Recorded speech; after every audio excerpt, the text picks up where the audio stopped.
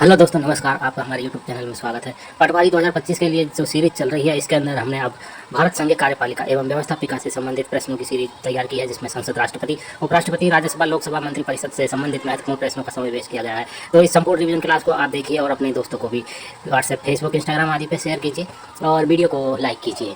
Channel को subscribe नहीं किया है तो चैनल को सब्सक्राइब जरूर कर ले। इससे आने वाली हमारी अन्य वीडियो की जानकारी आपको तुरंत मिल जाएगी। चलिए देखते हैं आज की अपनी क्लास। भारत की संघीय व्यवस्थापिका को किस नाम से जाना जाता है? अब यहाँ पे देखिए, भारत की जो संघीय व्यवस्था है इसको किस नाम से जाना जाता है? तो इसका राइट आंसर हो जाएगा वो है संसद के नाम से जाना जाता है। ठीक है, तो अपना राइट आंसर हो जाएगा इसमें डी नंबर का ऑप्शन बिल्कुल सही उत्तर हो जाएगा। आगे देखिए, सेकंड नंबर प्रश्न है, भारतीय संसद के कितने सदन है? भारतीय संसद के कितने सदन है? तो देखिए, सदन तो कितने हैं? दो ही। कौन कौन से? एक दोस्तों लोकसभा और दूसरा है इसमें राज्यसभा। ठीक है, तो इसका राइट आंसर क्या हो जाएगा? दो सदन है, बी नंबर ऑप्शन बिल्कुल सही उत्तर। नेक्स्ट है, संसद के किस सदन को प्रतिनिधि सभा भी कहा जाता है? तो कौन से सदन को, यानी दो सदन बताए थे मैंने, या तो लोकसभा या राज्यसभा। ठीक है, तो कौन से सदन को प्रतिनिधि सभा कहा जाता है? तो इसका राइट आंसर हो जाएगा वो है लोकसभा को। लोकसभा को प्रतिनिधि सभा भी कहा जाता है। ए नंबर ऑप्शन बिल्कुल सही उत्तर हो जाएगा। 4 नंबर का प्रश्न है, इसमें देखिए, संसद का लोकप्रिय सदन है, तो संसद का लोकप्रिय सदन है वो कौन सा है? तो वो है लोकसभा। कौन सा है? लोकसभा। तो इसमें ए नंबर ऑप्शन सही उत्तर। नेक्स्ट है, 5 नंबर प्रश्न है, संसद का स्थायी सदन है, तो संसद का स्थायी सदन कौन सा है? तो वो है राज्यसभा। ठीक है, बी नंबर ऑप्शन बिल्कुल सही उत्तर। नेक्स्ट है, भारतीय संसद बनती है, तो दोस्तों भारतीय संसद है वो किससे बनती है? तो लोकसभा, राज्यसभा और राष्ट्रपति के द्वारा, इन तीनों को मिलाकर दोस्तों भारतीय संसद बनती है। तो इसका राइट आंसर हो जाएगा इसमें डी नंबर ऑप्शन बिल्कुल सही उत्तर। आगे देखिए, 7 नंबर प्रश्न है, निम्नलिखित में से कौन सा एक प्रावधान भारतीय संविधान के अंतर्गत संसद के सदस्यों के विशेषाधिकारों तथा उन्मुक्तियों को निर्धारित करता है? तो कौन सा एक प्रावधान भारतीय संविधान के अंतर्गत संसद के सदस्यों के विशेषाधिकारों तथा उन्मुक्तियों को निर्धारित करता है? तो इसका राइट आंसर हो जाएगा वो है अनुच्छेद 105। अनुच्छेद 105, तो इसमें बी नंबर ऑप्शन बिल्कुल सही उत्तर हो जाएगा। नेक्स्ट है, आगे देखिए, निम्नलिखित में से कौन संसद का अनन्य भाग नहीं है? तो संसद का अनन्य भाग कौन सा नहीं है? तो यहाँ पे देखिए, राष्ट्रपति, लोकसभा और राज्यसभा, इन तीनों से मिलकर तो संसद बनती है। ठीक है, अब यहाँ पे उपराष्ट्रपति दे रखा है, उपराष्ट्रपति है ये दोस्तों संसद का अनन्य भाग नहीं है। ये दोस्तों ये राज्यसभा का सभापति होता है। ठीक है, ये आपको इसमें याद रखना है। तो बी नंबर ऑप्शन बिल्कुल सही उत्तर। 9 नंबर प्रश्न है, इसमें देखिए, भारत के संविधान में कहा गया है कि भारत की संसद के 3 अंग होते हैं, इनमें से एक अंग लोकसभा और दूसरा अंग राज्यसभा, और जबकि तीसरा अंग कौन सा है? तो ये तो दोस्तों राष्ट्रपति हो जाएगा। ठीक है, तीनों से मिलकर तो संसद बनती है। ए नंबर ऑप्शन बिल्कुल सही उत्तर। आगे देखिए, भारतीय संसद के कितने अंग हैं? तो दोस्तों 3 अंग हैं, बी नंबर ऑप्शन सही उत्तर। नेक्स्ट है, भारतीय संविधान के किस अनुच्छेद में कहा गया है कि संघ के लिए एक संसद होगी जो राष्ट्रपति और दोनों सदनों से मिलकर बनेगी? अब बताइए दोस्तों, अभी तक तो अपने थोड़ा इजी प्रश्न चल रहे थे। ठीक है, अब देखिए, इसमें भारतीय संविधान के किस अनुच्छेद में कहा गया है कि संघ के लिए एक संसद होगी जो राष्ट्रपति और दोनों सदनों से मिलकर बनेगी? तो वो है दोस्तों अनुच्छेद 79। अनुच्छेद 79। ठीक है, तो इसमें कहा गया है कि राष्ट्रपति और दोनों सदनों से मिलकर बनेगी संसद। तो इसमें बी नंबर ऑप्शन सही उत्तर। आगे देखिए, निम्नलिखित में से कौन असत्य है? तो कौन यहाँ पे असत्य है? तो यहाँ पे देखिए, लोकसभा को संसद का प्रथम सदन कहा जाता है, बिल्कुल सही है। दूसरा देखिए, राज्यसभा को संसद का द्वितीय सदन कहा जाता है, ये भी बिल्कुल सही है। यहाँ पे तीसरा देखिए, राज्यसभा एक अस्थायी सदन है, ये गलत हो जाएगा दोस्तों। राज्यसभा है वो स्थायी सदन है। ठीक है, कैसा सदन है? स्थायी सदन। यहाँ पे अस्थायी गलत दे रखा है, तो अपना राइट आंसर क्या हो जाएगा? वो है सी नंबर का ऑप्शन, क्योंकि इसमें ऐसा कथन पूछा गया था। आगे देखिए, लोकसभा संसद का लोकप्रिय सदन है, बिल्कुल सही है, तो सी नंबर ऑप्शन बिल्कुल सही उत्तर।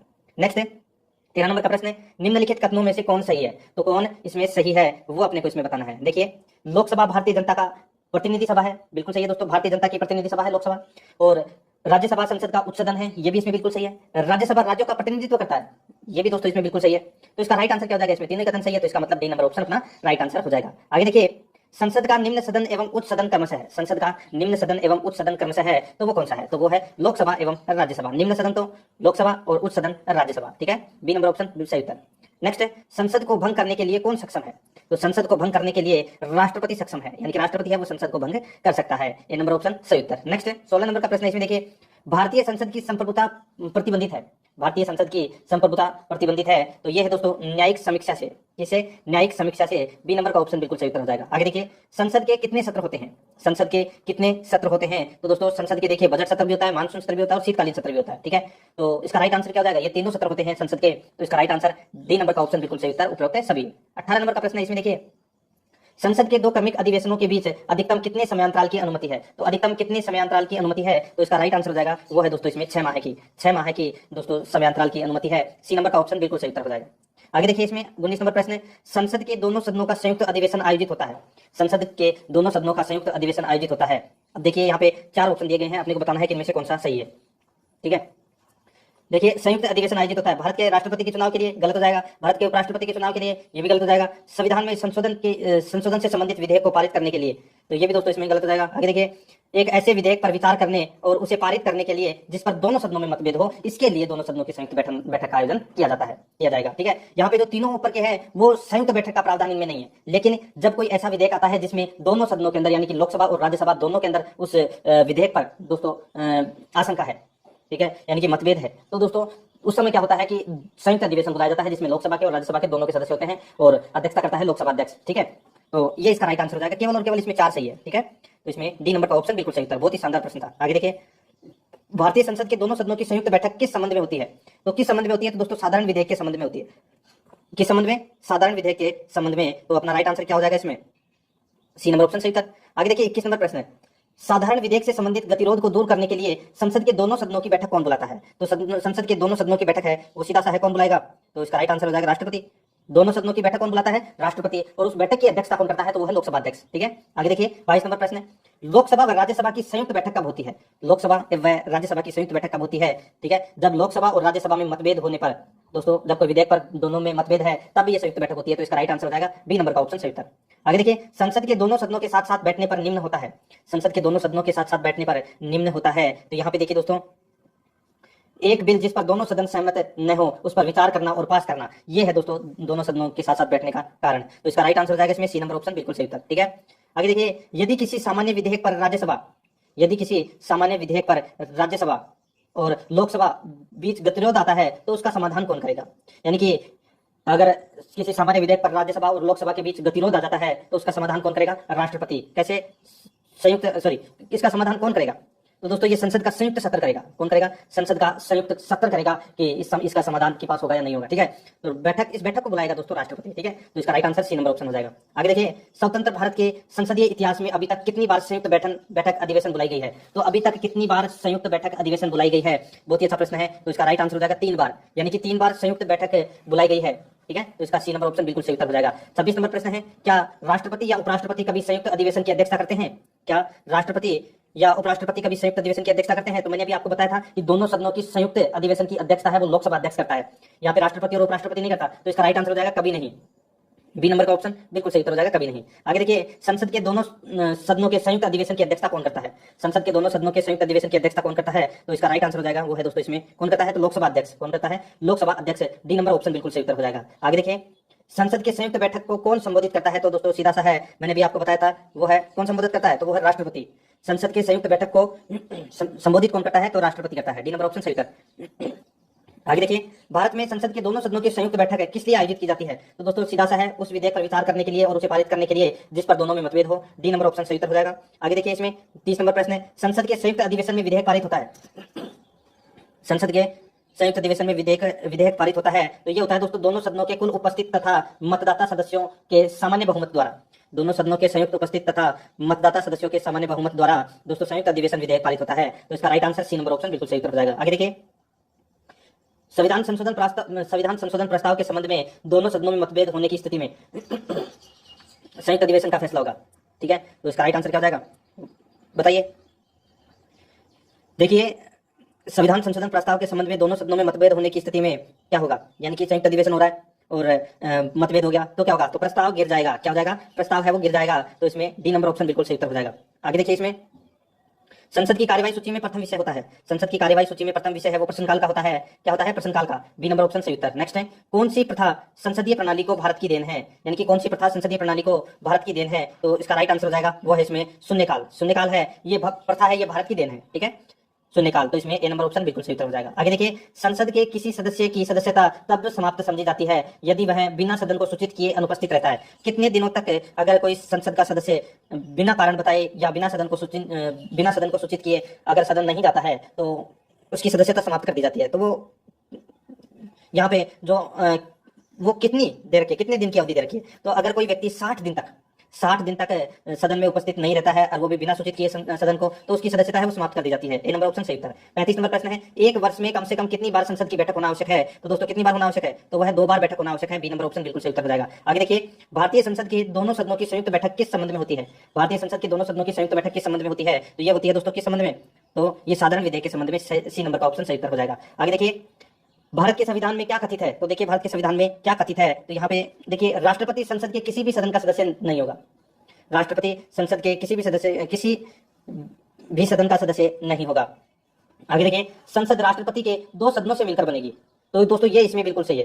देखिए यहाँ पे पहला है वो राष्ट्रपति संसद के किसी भी सदन का सदस्य हो सकता है, यहाँ पे इसमें ये पहला वाला गलत दे रखा है। और देखिए संसद राष्ट्रपति और दोनों सदनों से मिलकर बनेगी, बिल्कुल सही बात है, यानी कि दूसरा इसमें सत्य है और पहला इसमें गलत, यानी कि डी नंबर का ऑप्शन बिल्कुल सही उत्तर हो जाएगा। 38 नंबर प्रश्न है, इसमें देखिए निम्न विधेयकों में से किसका एक भारतीय संसद के दोनों सदनों द्वारा अलग अलग विशेष बहुमत से पारित होना आवश्यक है?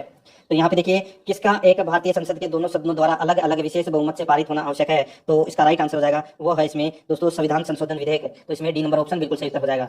ठीक है, आगे देखिए, संसदों के वेतन का निर्णय कौन करता है, यानी कि संसद का वेतन का जो निर्धारण है वो कौन करता है? तो वो करता है दोस्तों कौन, सॉरी सांसदों है, ये संसद नहीं है। ठीक है, सांसदों है। यहाँ पे देखिए जो सांसदों के वेतन का निर्णय है वो कौन करता है? तो वो करता है दोस्तों संसद। कौन करती है? संसद करती है इनके वेतनों का निर्धारण। ए नंबर ऑप्शन सही उत्तर हो जाएगा। आगे देखिए, संसद के कुल सदस्यों का कितना भाग वैधानिक चैंबर की मीटिंग बुलाने के लिए आवश्यक गणपूर्ति कोरम है? संसद के कुल सदस्यों का कितना भाग वैधानिक चैंबर की मीटिंग बुलाने के लिए आवश्यक गणपूर्ति कोरम है? तो इसका राइट आंसर हो जाएगा वो है दोस्तों इसमें 1/10 भाग। ए नंबर का ऑप्शन बिल्कुल सही उत्तर हो जाएगा, 1/10 भाग। नेक्स्ट क्वेश्चन है 41 नंबर प्रश्न है, संसदीय प्रणाली वाली सरकार को अन्य किस नाम से जाना जाता है? तो अन्य किस नाम से जाना जाता है? तो इसको जाना जाता है दोस्तों संघीय सरकार के नाम से। किस नाम से? संघीय सरकार। तो इसका सी नंबर ऑप्शन सही उत्तर हो जाएगा। 42 नंबर प्रश्न है, भारतीय राजनीतिक व्यवस्था में कार्यपालिका के अधीन रहकर कार्य करती है। तो कार्यपालिका किसके अधीन रहकर कार्य करती है भारतीय राजनीतिक व्यवस्था में? तो इसका राइट आंसर हो जाएगा वो है न्यायपालिका। न्यायपालिका के अधीन रहकर कार्यपालिका है वो कार्य करती है। ए नंबर ऑप्शन बिल्कुल सही उत्तर हो जाएगा। नेक्स्ट है आगे देखिए 43 नंबर प्रश्न है, संविधान लागू होने के बाद सर्वप्रथम त्रिशंकु संसद का गठन कब हुआ? संविधान लागू होने के बाद सर्वप्रथम त्रिशंकु संसद का गठन है वो कब हुआ? तो इसका राइट आंसर हो जाएगा वो है 1989 में। ठीक है, 1989 में दोस्तों त्रिशंकु संसद का गठन हुआ था। ठीक है, तो इसमें बी नंबर ऑप्शन सही उत्तर हो जाएगा। आगे देखिए, अस्थायी संसद भारत में कब तक अस्तित्व में रही? अस्थायी संसद भारत में कब तक अस्तित्व में रही? तो ये रही थी दोस्तों कब तक? तो ये 17 अप्रैल 1952 तक। 17 अप्रैल 1952 तक। डी नंबर ऑप्शन बिल्कुल सही उत्तर हो जाएगा। आगे देखिए, भारत की पार्लियामेंट यानी कि संसद का उद्घाटन कब हुआ था? तो भारत की संसद का उद्घाटन है ये कब हुआ था? तो ये हुआ था 1927 में। कब हुआ था? 1927 में उद्घाटन हुआ था। ठीक है, आगे देखिए 46 नंबर प्रश्न है, संसद के दोनों सदनों का सत्रावसान कौन करता है? तो संसद के दोनों सदनों का सत्रावसान कौन करता है? तो इसका राइट आंसर हो जाएगा वो है इसमें राष्ट्रपति। तो इसमें बी नंबर ऑप्शन बिल्कुल सही उत्तर हो जाएगा। आगे देखिए, इसमें संसद के किन सदस्यों को गैर सरकारी सदस्य कहा जाता है? संसद के किन सदस्यों को गैर सरकारी सदस्य कहा जाता है? तो इसका राइट आंसर हो जाएगा वो है दोस्तों मंत्री के अलावा अन्य प्रत्येक सांसद को, मंत्री के अलावा अन्य प्रत्येक सांसद को गैर सरकारी सदस्य कहा जाता है। तो इसमें बी नंबर का ऑप्शन बिल्कुल सही उत्तर हो जाएगा। आगे देखिए, भारत सरकार के निर्णय अनुसार संसद का एक सदस्य अपने क्षेत्र के विकासात्मक कार्यक्रमों हेतु कितनी राशि खर्च कर सकता है? यहाँ पे देखिए एक संसद का एक सदस्य अपने क्षेत्र के विकास कार्यों हेतु दोस्तों कितनी राशि खर्च कर सकता है? तो वो है दोस्तों इसमें 5 करोड़ रुपए। ठीक है, तो इसमें डी नंबर का ऑप्शन बिल्कुल सही उत्तर हो जाएगा।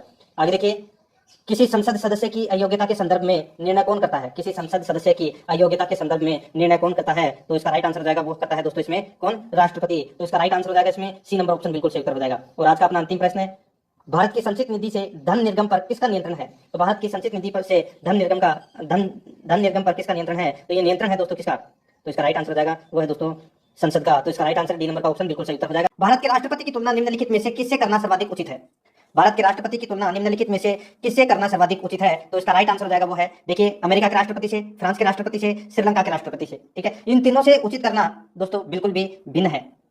ठीक है, और यहाँ पे देखिए ब्रिटेन के सम्राट से तुलना करना सर्वाधिक उचित है, क्योंकि दोस्तों देखिए अमेरिका का राष्ट्रपति और फ्रांस का राष्ट्रपति और श्रीलंका का राष्ट्रपति, इन तीनों के राष्ट्रपति के दोस्तों चुनाव होते हैं। ठीक है, मतलब जनता वोट देती है सीधे तरीके से। यहाँ पे ब्रिटेन के सम्राट से अपन तुलना कर सकते हैं अपने राष्ट्रपति से। तो इसका राइट आंसर सी नंबर का ऑप्शन बिल्कुल सही उत्तर हो जाएगा। आगे देखिए सेकंड नंबर प्रश्न है, भारत में कार्यपालिका का अध्यक्ष कौन होता है? तो भारत में कार्यपालिका का अध्यक्ष कौन होता है? राष्ट्रपति। ए नंबर ऑप्शन सही उत्तर। नेक्स्ट है थर्ड नंबर प्रश्न है, संघ की कार्यपालिका शक्ति निहित है। संघ की कार्यपालिका शक्ति निहित है, तो दोस्तों इसका राइट आंसर हो जाएगा ये राष्ट्रपति में निहित है। किसमें निहित है? राष्ट्रपति में निहित है संघ की कार्यपालिका की शक्ति। ठीक है, आगे देखिए भारत का राष्ट्रपति क्या होता है?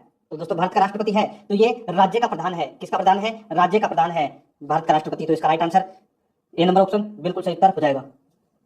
आगे देखिए भारतीय संविधान के अनुसार देश का प्रथम नागरिक कौन होता है? तो देश का प्रथम नागरिक है वो राष्ट्रपति होता है। ए नंबर ऑप्शन सही उत्तर। नेक्स्ट है 6 नंबर प्रश्न है, भारतीय संविधान के अनुसार संघ की कार्यपालिका शक्ति किसमें निहित होती है? तो संघ की कार्यपालिका शक्ति है वो किसमें निहित होती है? तो ये राष्ट्रपति में निहित होती है। बी नंबर ऑप्शन सही उत्तर। नेक्स्ट है 7 नंबर प्रश्न है, भारतीय संविधान के अनुसार देश की तीनों सेनाओं का अध्यक्ष यानी कि सुप्रीम कमांडर कौन होता है? तो देश की तीनों सेनाओं का अध्यक्ष यानी कि सुप्रीम कमांडर कौन होता है? तो वो होता है राष्ट्रपति। ए नंबर ऑप्शन बिल्कुल सही उत्तर हो जाएगा, राष्ट्रपति। आगे देखिए 8 नंबर का प्रश्न है, भारत का राष्ट्रपति होता है, भारत का राष्ट्रपति होता है तो दोस्तों ये राज्य का संवैधानिक अध्यक्ष होता है, राज्य का संवैधानिक अध्यक्ष होता है, ठीक है, भारत का राष्ट्रपति। बी नंबर का ऑप्शन बिल्कुल सही उत्तर हो जाएगा, ठीक है। भारत का वास्तविक शासक प्रधानमंत्री होता है, पहले नंबर का ऑप्शन में देखिए। आगे देखिए 9 नंबर प्रश्न है, भारतीय सशस्त्र सेनाओं का सर्वोच्च कमांडर कौन होता है? तो सशस्त्र सेनाओं का सर्वोच्च कमांडर ही राष्ट्रपति होता है दोस्तों। कौन होता है? राष्ट्रपति। ए नंबर ऑप्शन बिल्कुल सही उत्तर। 10 नंबर प्रश्न है, भारत के राष्ट्रपति के लिए आवश्यक योग्यता नहीं है, तो कौन सी योग्यता है वो आवश्यक नहीं है भारत के राष्ट्रपति के लिए? देखिए वह भारत का नागरिक होना चाहिए, बिल्कुल सही है, ये योग्यता है। वह 35 वर्ष की उम्र से अधिक का आयु का होना चाहिए, ये भी दोस्तों इसमें बिल्कुल सही है। उसमें लोकसभा के सदस्य के लिए निर्धारित सभी योग्यताएं हो, तो ये भी दोस्तों इसमें बिल्कुल सही है। वह संसद के किसी सदन का सदस्य हो, ये योग्यता नहीं है दोस्तों राष्ट्रपति की। कोई जरूरी नहीं है कि वो संसद का सदस्य होना आवश्यक हो, ठीक है, ये योग्यता नहीं है। तो अपना राइट आंसर हो जाएगा इसमें डी नंबर का ऑप्शन सही उत्तर। आगे देखिए 11 नंबर का प्रश्न है, भारत के राष्ट्रपति निर्वाचित होने के पात्र बनने के लिए किसी व्यक्ति की पूर्ण आयु यानी कि आयु पूर्ण होनी चाहिए, यानी कि सीधा सा है राष्ट्रपति बनने के लिए न्यूनतम आयु है वो कितनी होनी आवश्यक है? तो वो है 35 वर्ष। डी नंबर ऑप्शन सही उत्तर हो जाएगा। 12 नंबर का प्रश्न है, राष्ट्रपति पद के उम्मीदवार के लिए अधिकतम आयु कितनी होनी चाहिए? राष्ट्रपति पद के उम्मीदवार के लिए अधिकतम आयु कितनी होनी चाहिए? तो दोस्तों इसका राइट आंसर हो जाएगा, अधिकतम आयु की कोई सीमा नहीं है, तो इसमें डी नंबर का ऑप्शन बिल्कुल सही उत्तर हो जाएगा। चाहे आप 108 साल के हो जाओ, चाहे आप 110 साल के हो जाओ, आप राष्ट्रपति के लिए पद के लिए उम्मीदवार हैं जब तक आप जिंदा है तब तक, ठीक है, लेकिन न्यूनतम आयु है वो आपकी 35 वर्ष होनी चाहिए, ठीक है। आगे देखिए इसमें 13 नंबर का प्रश्न है, एक व्यक्ति राष्ट्रपति पद के लिए अधिकतम कितनी बार निर्वाचित हो सकता है? तो एक व्यक्ति राष्ट्रपति पद के लिए अधिकतम कितनी बार निर्वाचित हो सकता है? तो दोस्तों इसका राइट आंसर क्या हो जाएगा? वो है कोई सीमा नहीं, यानी कि कोई सीमा नहीं, कितनी बार भी राष्ट्रपति बन सकता है, ठीक है। तो अपना राइट आंसर इसमें डी नंबर का ऑप्शन बिल्कुल सही उत्तर हो जाएगा। आगे देखिए इसमें 14 नंबर का प्रश्न है, राष्ट्रपति का निर्वाचन किस प्रकार से होता है?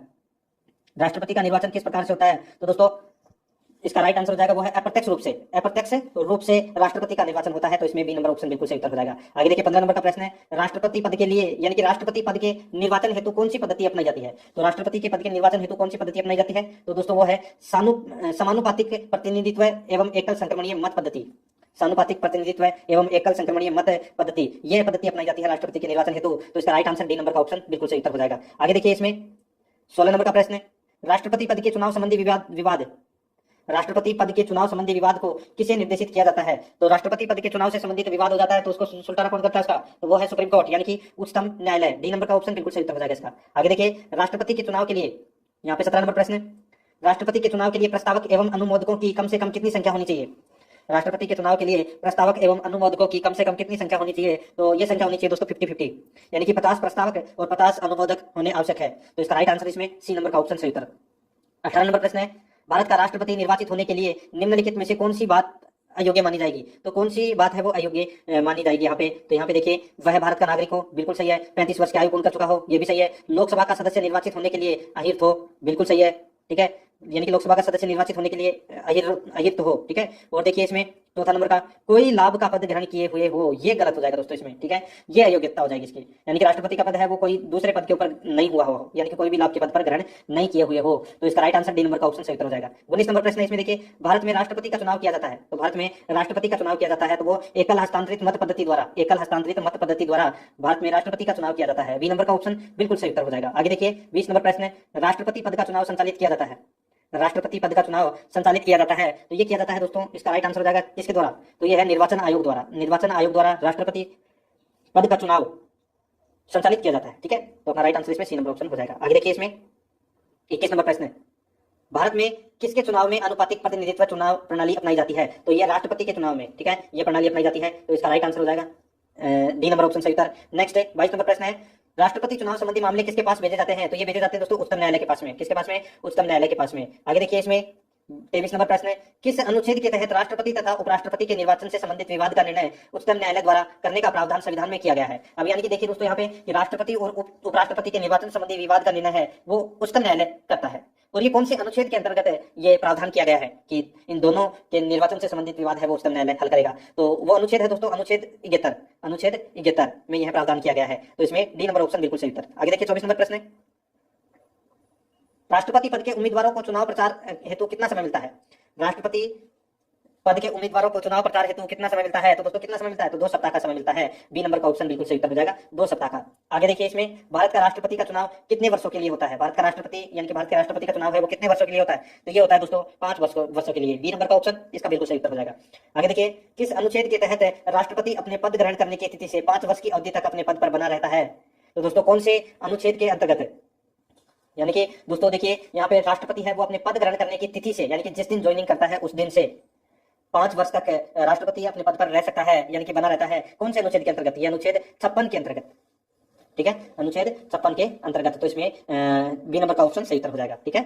आगे देखिए इसमें 27 नंबर प्रश्न है, राष्ट्रपति के चुनाव के लिए निर्वाचक मंडल में होते हैं। तो राष्ट्रपति के चुनाव के लिए निर्वाचक मंडल में होते हैं, तो कौन होते हैं निर्वाचक मंडल में? देखिए संसद के दोनों सदनों तथा विधानसभाओं के निर्वाचित सदस्य हैं वो इसमें भाग लेते हैं। यानी कि राष्ट्रपति के चुनाव में सीधा सा है कि कौन भाग लेते हैं, तो संसद के दोनों सदनों के सदस्य और विधानसभा के निर्वाचित सदस्य इसमें भाग लेते हैं। तो इसका बी नंबर ऑप्शन बिल्कुल सही उत्तर हो जाएगा, ठीक है। आगे देखिए इसके अंदर 28 नंबर प्रश्न है, भारत के राष्ट्रपति के निर्वाचन के बारे में निम्नलिखित में से कौन सा कथन सही नहीं है? तो कौन सा कथन है वो इसमें सही नहीं है, वो अपने को इसमें बताना है। देखिए मैं आपको डायरेक्ट बता देता हूँ, पूरा ही बता देता हूँ। तो इसमें देखिए निर्वाचन से संबंधित अपने को बताना है कि कौन सा कथन इसमें सत्य नहीं है राष्ट्रपति से संबंधित। देखिए सभी राज्य विधानसभाओं के सदस्य निर्वाचक मंडल के सदस्य होते हैं, इसलिए उस समय राष्ट्रपति का निर्वाचन नहीं हो सकता जब 1 या 2 विधानसभाएं भंग हो, ठीक है। आगे देखिए इसमें तीसरा नंबर का, संसद के दोनों सदनों के सदस्यों का मत मूल्य सभी राज्य विधानसभाओं के संयुक्त मत मूल्य से कहीं भी अधिक होता है। बिल्कुल सही बात है, दोनों कथन है वो सही है। आगे देखिए इसमें कोई उम्मीदवार यदि मतों का बहुमत प्राप्त कर लेता है तो वह स्वयं ही निर्वाचित नहीं हो जाता, ये भी दोस्तों इसमें बिल्कुल सही है। आगे देखिए इसमें राष्ट्रपति के निर्वाचन के संबंध में यदि कोई विवाद हो तो सर्वोच्च न्यायालय के क्षेत्राधिकार में नहीं आता। यहाँ पे ये गलत दे रखा नहीं, तो सर्वोच्च न्यायालय के क्षेत्राधिकार में आता है, तो यहाँ पे नहीं गलत दे रखा है इसमें, तो अपना राइट आंसर हो जाएगा इसमें डी नंबर का ऑप्शन बिल्कुल सही उत्तर हो जाएगा। आगे देखिए इसमें 29 नंबर प्रश्न है, भारत के राष्ट्रपति को उसके पद से हटाया जा सकता है। भारत के राष्ट्रपति को उसके पद से हटाया जा सकता है, तो ये संसद द्वारा हटाया जा सकता है, डी नंबर का ऑप्शन सही उत्तर हो जाएगा। आगे देखिए भारत के राष्ट्रपति को पद से हटाने की प्रक्रिया, भारत के राष्ट्रपति को पद से हटाने की प्रक्रिया तो कैसे हटा सकते हैं? तो संसद द्वारा महाभियोग पारित करके राष्ट्रपति को हटा सकते हैं, तो इसका राइट आंसर हो जाएगा इसमें वो है डी नंबर का ऑप्शन बिल्कुल सही उत्तर। आगे देखिए संविधान के उल्लंघन के लिए राष्ट्रपति के विरुद्ध अभियोग कार्यवाही किसमें शुरू की जा सकती है? संविधान के उल्लंघन के लिए राष्ट्रपति के विरुद्ध अभियोग कार्रवाई किसमें शुरू की जा सकती है? तो शुरू यानी कि जो अपने महाभियोग की जो प्रक्रिया है, ठीक है, वो किसमें शुरू की जा सकती है? तो संसद के कोई से भी सदन में की जा सकती है, यानी कि संसद के किसी भी सदन के द्वारा ये महाभियोग की प्रक्रिया है ये शुरू की जा सकती है, तो इसमें सी नंबर ऑप्शन सही उत्तर हो जाएगा। आगे देखिए राष्ट्रपति को हटाया जा सकता है, तो कैसे हटाया जा सकता है? तो ये महाभियोग के द्वारा हटाया जा सकता है, डी नंबर ऑप्शन सही उत्तर। नेक्स्ट आगे देखिए 33 नंबर प्रश्न है, राष्ट्रपति पर महाभियोग किस आधार पर लगाया जा सकता है? राष्ट्रपति पर महाभियोग किस आधार पर लगाया जा सकता है? तो इसका राइट आंसर हो जाएगा वो है दोस्तों देखिए इसमें संविधान के अतिक्रमण करने पर, यानी कि संविधान का अतिक्रमण करने पर राष्ट्रपति पर महाभियोग लगाया जा सकता है, तो इसमें बी नंबर ऑप्शन बिल्कुल सही उत्तर हो जाएगा। आगे देखिए राष्ट्रपति पर महाभियोग की प्रक्रिया किस देश के संविधान से ली गई है? यानी कि राष्ट्रपति पर महाभियोग की प्रक्रिया है ये किस देश के संविधान से ली गई है? तो ये ली गई है दोस्तों कहां से? तो अमेरिका के संविधान से ली गई है, ए नंबर ऑप्शन बिल्कुल सही उत्तर हो जाएगा। आगे देखिए इसमें 35 नंबर प्रश्न है, भारतीय राष्ट्रपति को किस परिस्थिति में अपने पद से त्यागपत्र देना पड़ता है? भारतीय राष्ट्रपति को किस परिस्थिति में अपने पद से त्यागपत्र देना पड़ता है? तो वो है दोस्तों महाभियोग लगने पर, महाभियोग लगने पर अपने पद से त्यागपत्र देना पड़ता है राष्ट्रपति को, ए नंबर ऑप्शन सही उत्तर हो जाएगा। आगे देखिए कार्यकाल पूर्ण होने पर, ठीक है, कार्यकाल पूर्ण होने पर पहले भारत के राष्ट्रपति को उनके पद से कौन हटा सकता है? यानी कि कार्यकाल पूर्ण होने पर पहले, यानी कि कार्यकाल पूर्ण होने से पहले भारत के राष्ट्रपति को उनके पद से कौन हटा सकता है? तो कौन हटा सकता है? तो दोस्तों इसका राइट आंसर हो जाएगा वो है संसद द्वारा महाभियोग लगाकर उसको, यानी कि राष्ट्रपति को कार्यकाल समाप्त होने से पहले ही हटाया जा सकता है महाभियोग के द्वारा, ठीक है। आगे देखिए राष्ट्रपति पर महाभियोग का आरोप एक संकल्प के रूप में संसद के किसी भी सदन में लाया जा सकता है, यह कम से कम कितने दिन की लिखित सूचना के बाद प्रस्तुत किया जाना चाहिए?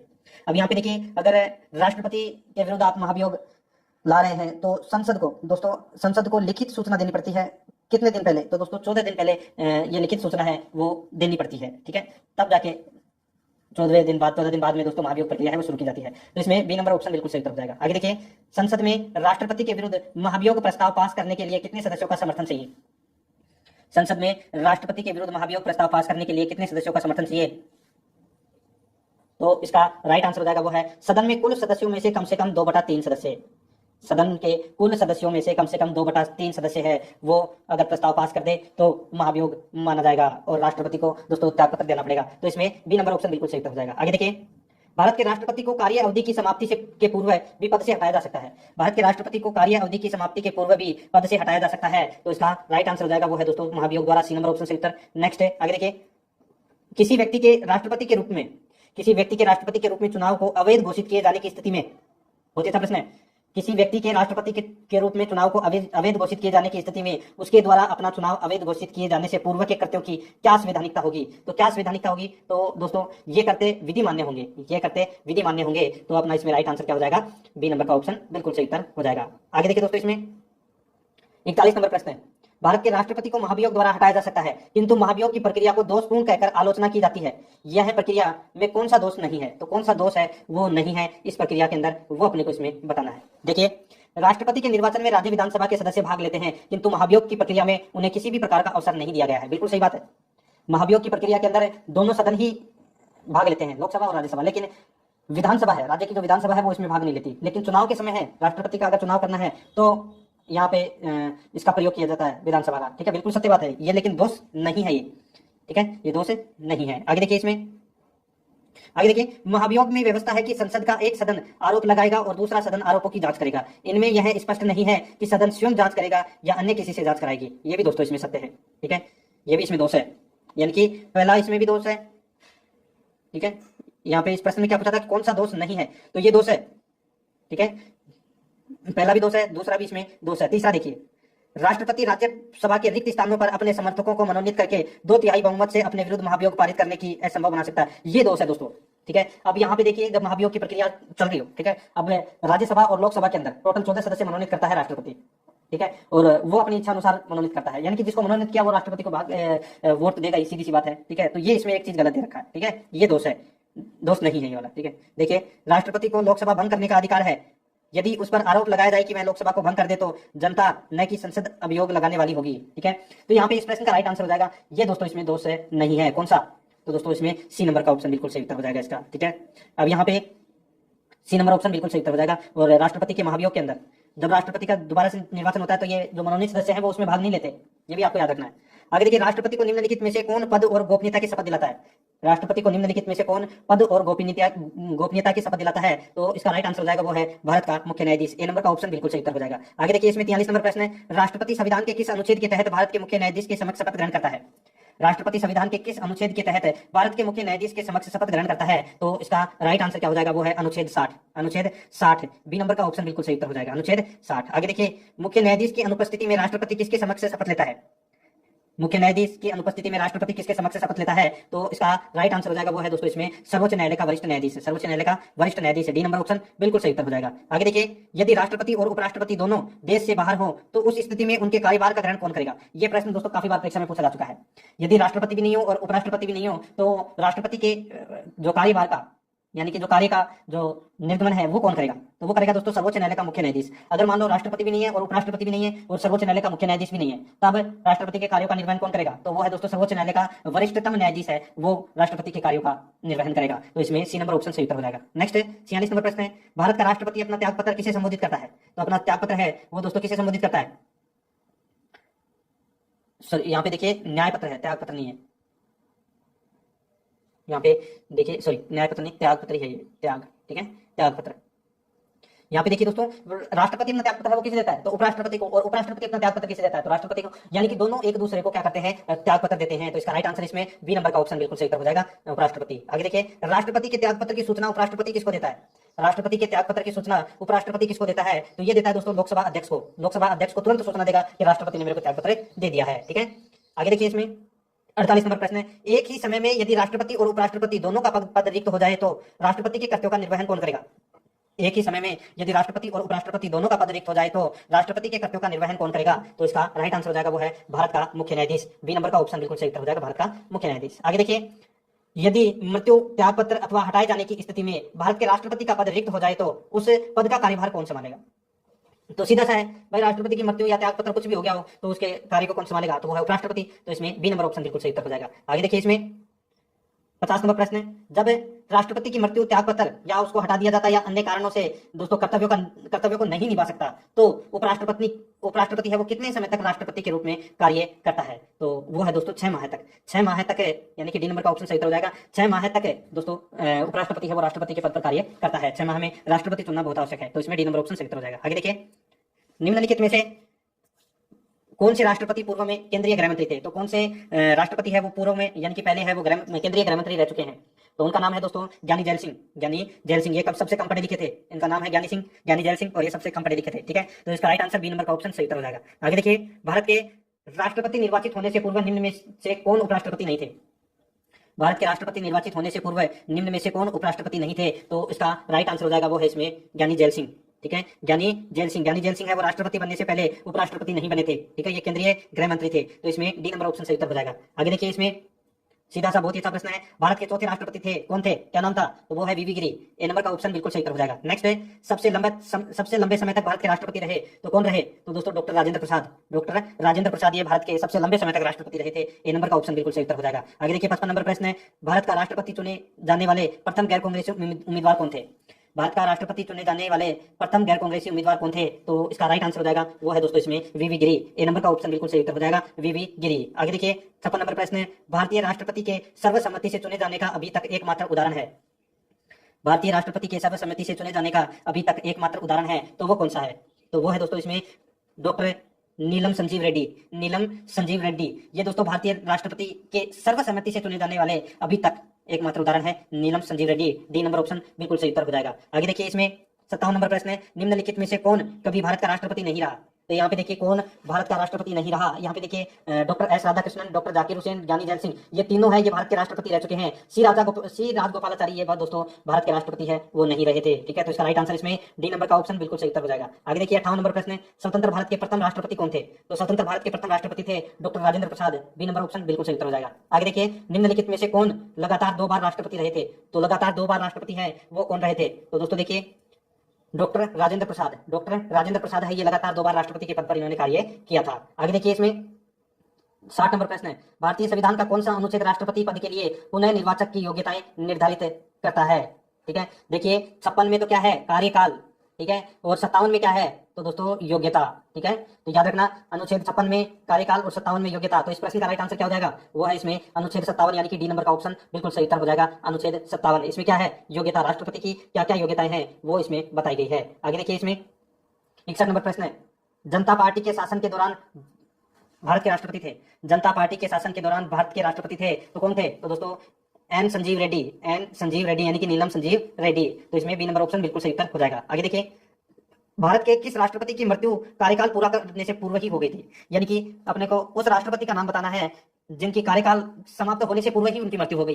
तो उनका नाम था दोस्तों doctor Zakir Hussain. C number का ऑप्शन बिल्कुल सही उत्तर हो जाएगा, डॉक्टर जाकिर हुसैन। ठीक है, आगे देखिए, इसमें 63 नंबर प्रश्न है, भारतीय संघ के प्रतिरक्षा बलों का सर्वोच्च समादेश निम्नलिखित में से किसमें निहित होता है। निम्नलिखित में से किसमें निहित होता है, तो इसका राइट आंसर हो जाएगा वो है दोस्तों किसमें, तो राष्ट्रपति में। तो सीधा सा है, तीनों सेनाओं का जो प्रमुख होता है वो राष्ट्रपति होता है। बी नंबर ऑप्शन सही उत्तर।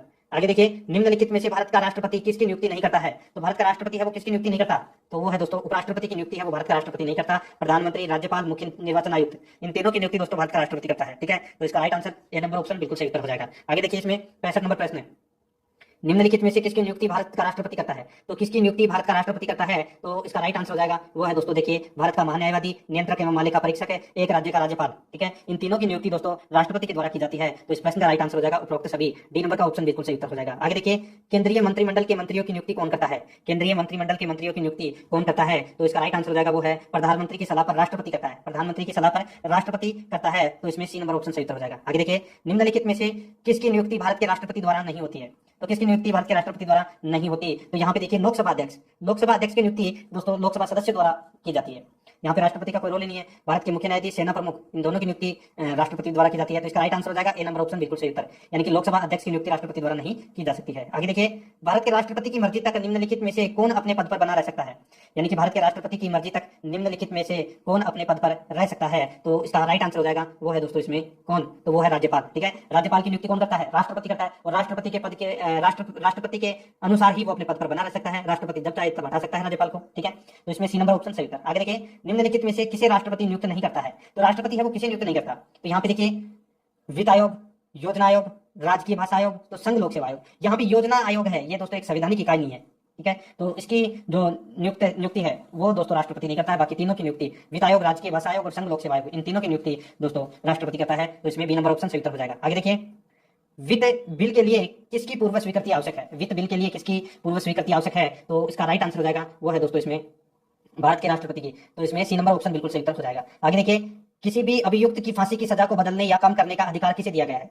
तो किसी अभियुक्त की फांसी की सजा बदलने या कम करने का अधिकार किसे दिया गया है? तो ये दिया गया है दोस्तों राष्ट्रपति को। ठीक है, तो इसमें ए नंबर ऑप्शन बिल्कुल सही उत्तर हो जाएगा, राष्ट्रपति को। आगे देखिए, राष्ट्रपति द्वारा संसद के दोनों सदनों के लिए कुल कितने सदस्यों को नामित किया जा सकता है? तो कुल कितने सदस्यों को नामित किया जा सकता है राष्ट्रपति द्वारा संसद के दोनों सदनों के लिए? कुल कितने सदस्यों को नामित किया जा सकता है? तो दोस्तों टोटल 14 सदस्य नामित करता है। ठीक है, ए नंबर ऑप्शन बिल्कुल सही उत्तर। आगे देखिए, इसमें 12 राज्यसभा में और 2 लोकसभा में। आगे देखिए, भारत के राष्ट्रपति को यह अधिकार प्राप्त नहीं है कि वह न्यायालय के न्यायाधीश को हटाए। यह अधिकार दोस्तों राष्ट्रपति के पास में नहीं है। ठीक है, क्षमा करने का है, आपातकाल की घोषणा करने का है, अध्यादेश जारी करने का है, लेकिन न्यायाधीश को हटाने का अधिकार है वो राष्ट्रपति के पास नहीं है। तो इसमें बी नंबर ऑप्शन सही उत्तर हो जाएगा। आगे देखिए, किसी विधि के प्रश्न पर सर्वोच्च न्यायालय से परामर्श लेने का अधिकार किसको है? तो दोस्तों 143 यानी कि आर्टिकल 143 के तहत राष्ट्रपति है वो सर्वोच्च न्यायालय के मुख्य न्यायाधीश से परामर्श ले सकता है, परंतु उस परामर्श को मानने के लिए राष्ट्रपति बाध्य नहीं है। तो यहाँ पे इसका राइट आंसर हो जाएगा बी नंबर का ऑप्शन बिल्कुल सही उत्तर, राष्ट्रपति। आगे देखिए, अभी मैंने आपको बताया 75 नंबर प्रश्न में देखिए क्या है, भारतीय संविधान का कौन सा अनुच्छेद राष्ट्रपति को उच्चतम न्यायालय से परामर्श करने की शक्ति प्रदान करता है? अभी बताया था मैंने, अनुच्छेद 143, सी नंबर का ऑप्शन बिल्कुल सही उत्तर हो जाएगा। आगे देखिए, 76 नंबर प्रश्न है, संसद का अधिवेशन बुलाने का काम है, तो संसद का अधिवेशन बुलाने का काम किसका है? तो यह है राष्ट्रपति का। तो इसमें डी नंबर ऑप्शन सही उत्तर हो जाएगा, राष्ट्रपति। आगे देखिए, राष्ट्रपति को कौन सहाय्य एवं मंत्रणा देता है? तो राष्ट्रपति को कौन सहाय्य एवं मंत्रणा देता है? तो वो है संघीय मंत्रिपरिषद। डी नंबर ऑप्शन बिल्कुल सही उत्तर हो जाएगा। आगे देखिए, भारत के राष्ट्रपति ने आर्थिक संकट की घोषणा कब की थी? भारत के राष्ट्रपति ने आर्थिक संकट की घोषणा है वो कब की थी? तो ये की थी दोस्तों कब? तो इसका राइट आंसर हो जाएगा वो है दोस्तों कभी नहीं, यानी कि आर्टिकल 360। आर्टिकल 360 का अभी तक एक बार भी प्रयोग नहीं किया गया है। तो इस प्रश्न का राइट आंसर डी नंबर का ऑप्शन कभी नहीं। नेक्स्ट 79 नंबर प्रश्न, इसमें देखिए, विदेशों को भेजे जाने वाले विभिन्न संसदीय प्रतिनिधिमंडलों के लिए व्यक्तियों का नामांकन निम्नलिखित में से कौन करता है? दोबारा देखिए, विदेशों को भेजे जाने वाले विभिन्न संसदीय प्रतिनिधिमंडलों के लिए व्यक्तियों का नामांकन निम्नलिखित में से कौन करता है? तो दोस्तों कौन करता है? तो वो करता है राष्ट्रपति। सी नंबर ऑप्शन बिल्कुल सही उत्तर हो जाएगा। 80 नंबर प्रश्न, इसमें देखिए, भारत के निम्नलिखित में से किस मुख्य न्यायाधीश ने कुछ समय तक भारत के राष्ट्रपति के रूप में कार्य किया? भारत के निम्नलिखित में से किस मुख्य न्यायाधीश ने कुछ समय तक भारत के राष्ट्रपति के रूप में कार्य किया? तो दोस्तों उनका नाम था एम हिदायतुल्ला, यानी कि न्यायमूर्ति एम हिदायतुल्ला। इन्होंने राष्ट्रपति के रूप में कार्य किया हुआ है। तो इसमें डी नंबर का ऑप्शन बिल्कुल सही उत्तर हो जाएगा। आगे देखिए, 81 नंबर प्रश्न है, बहुत ही अच्छा प्रश्न है, निम्नलिखित में से कौन राष्ट्रपति का कार्य नहीं है? तो दोस्तों कौन सा इसमें राष्ट्रपति का कार्य नहीं है वो अपने को बताना है दोस्तों इसमें। ठीक है, देखिए यहाँ पे लोकसभा का सत्र बुलाना ये राष्ट्रपति का कार्य है, लोकसभा का विघटन करना ये भी राष्ट्रपति का कार्य है, लोकसभा का सत्रावसान करना ये भी राष्ट्रपति का कार्य है। ठीक है, अब बचा अपने पास चौथा, यानी कि किसी सत्र के अंतर्गत लोकसभा की बैठक आहूत करना, ये दोस्तों राष्ट्रपति का कार्य नहीं है। तो इसका right answer D number option हो जाएगा। आगे देखिए, विदेशी देशों के सभी राजदूतों का कमिश्नरों के पत्र किसके द्वारा प्राप्त किए जाते हैं? विदेशी देशों के सभी राजदूतों का कमिश्नरों के पत्र किसके द्वारा प्राप्त किए जाते हैं? तो इसका राइट आंसर हो जाएगा वो है राष्ट्रपति के द्वारा। सी नंबर का ऑप्शन सही उत्तर हो जाएगा। नेक्स्ट 83 नंबर प्रश्न है, राष्ट्रपति किस विधेयक को पुनर्विचार के लिए नहीं लौटा सकता? राष्ट्रपति किस विधेयक को पुनर्विचार के लिए नहीं लौटा सकता? तो वो है धन विधेयक। तो इसमें सी नंबर का ऑप्शन बिल्कुल सही उत्तर हो जाएगा, धन विधेयक। ठीक है, धन विधेयक को दोस्तों वापस नहीं लौटा सकता। आगे देखिए, यदि राष्ट्रपति द्वारा किसी विधेयक को पुनर्विचार के लिए लौटाया जाता है तो वह किस वीटो का प्रयोग करता है? तो वह कौन सा वीटो का प्रयोग करता है? ठीक है, तो वो दोस्तों निलंबनकारी वीटो का प्रयोग करता है, निलंबनकारी वीटो का प्रयोग करता है। ठीक है, तो इसमें बी नंबर का ऑप्शन बिल्कुल सही उत्तर हो जाएगा। जेबी वीटो का मतलब क्या होता है कि यहाँ पे लौटा तो दिया, यानी कि किसी विधेयक को निलंबनकारी वीटो के तहत लौटा दिया वापस। अब जेबी वीटो के अंदर वो लौटाता भी नहीं है और उसको पास भी नहीं करता। ठीक है, अपने पास पड़ा रखता है, वो होता है जेबी वीटो। तो इसका right answer B number option हो जाएगा। आगे देखिए, राष्ट्रपति निम्न में से किस सूची के विषय पर अध्यादेश जारी कर सकता है? तो कौन सी सूची के विषय के ऊपर दोस्तों अध्यादेश जारी कर सकता है? तो संघ एवं समवर्ती सूची, संघ एवं यानी कि संघ व समवर्ती सूची पर अध्यादेश जारी कर सकता है। डी नंबर का ऑप्शन बिल्कुल सही उत्तर हो जाएगा। आगे देखिए, राष्ट्रपति किस सूची के विषय पर अध्यादेश जारी नहीं कर सकता? राष्ट्रपति किस सूची के विषय पर अध्यादेश जारी नहीं कर सकता? तो इसका राइट आंसर हो जाएगा वो है इसमें राज्य सूची। सी नंबर का ऑप्शन बिल्कुल सही उत्तर हो जाएगा, राज्य सूची। नेक्स्ट 87 नंबर प्रश्न है, निम्नलिखित में से किस परिस्थिति में राष्ट्रपति अध्यादेश जारी नहीं कर सकता है? तो कौन सी परिस्थिति में राष्ट्रपति अध्यादेश जारी नहीं कर सकता है? तो इसका राइट आंसर हो जाएगा वो है दोस्तों जब दोनों सत्र में हो, जब दोनों सत्र में हो तब राष्ट्रपति अध्यादेश जारी नहीं कर सकता। तो इसका राइट आंसर इसमें सी नंबर का ऑप्शन बिल्कुल सही उत्तर। दोनों का मतलब समझ गए, राज्यसभा और लोकसभा दोनों की बात हो रही है यहाँ पे। तो इसमें सी नंबर ऑप्शन सही उत्तर हो जाएगा। आगे देखिए, जब कोई विधेयक संसद द्वारा पारित हो जाता है तो राष्ट्रपति को अधिकार है कि उसे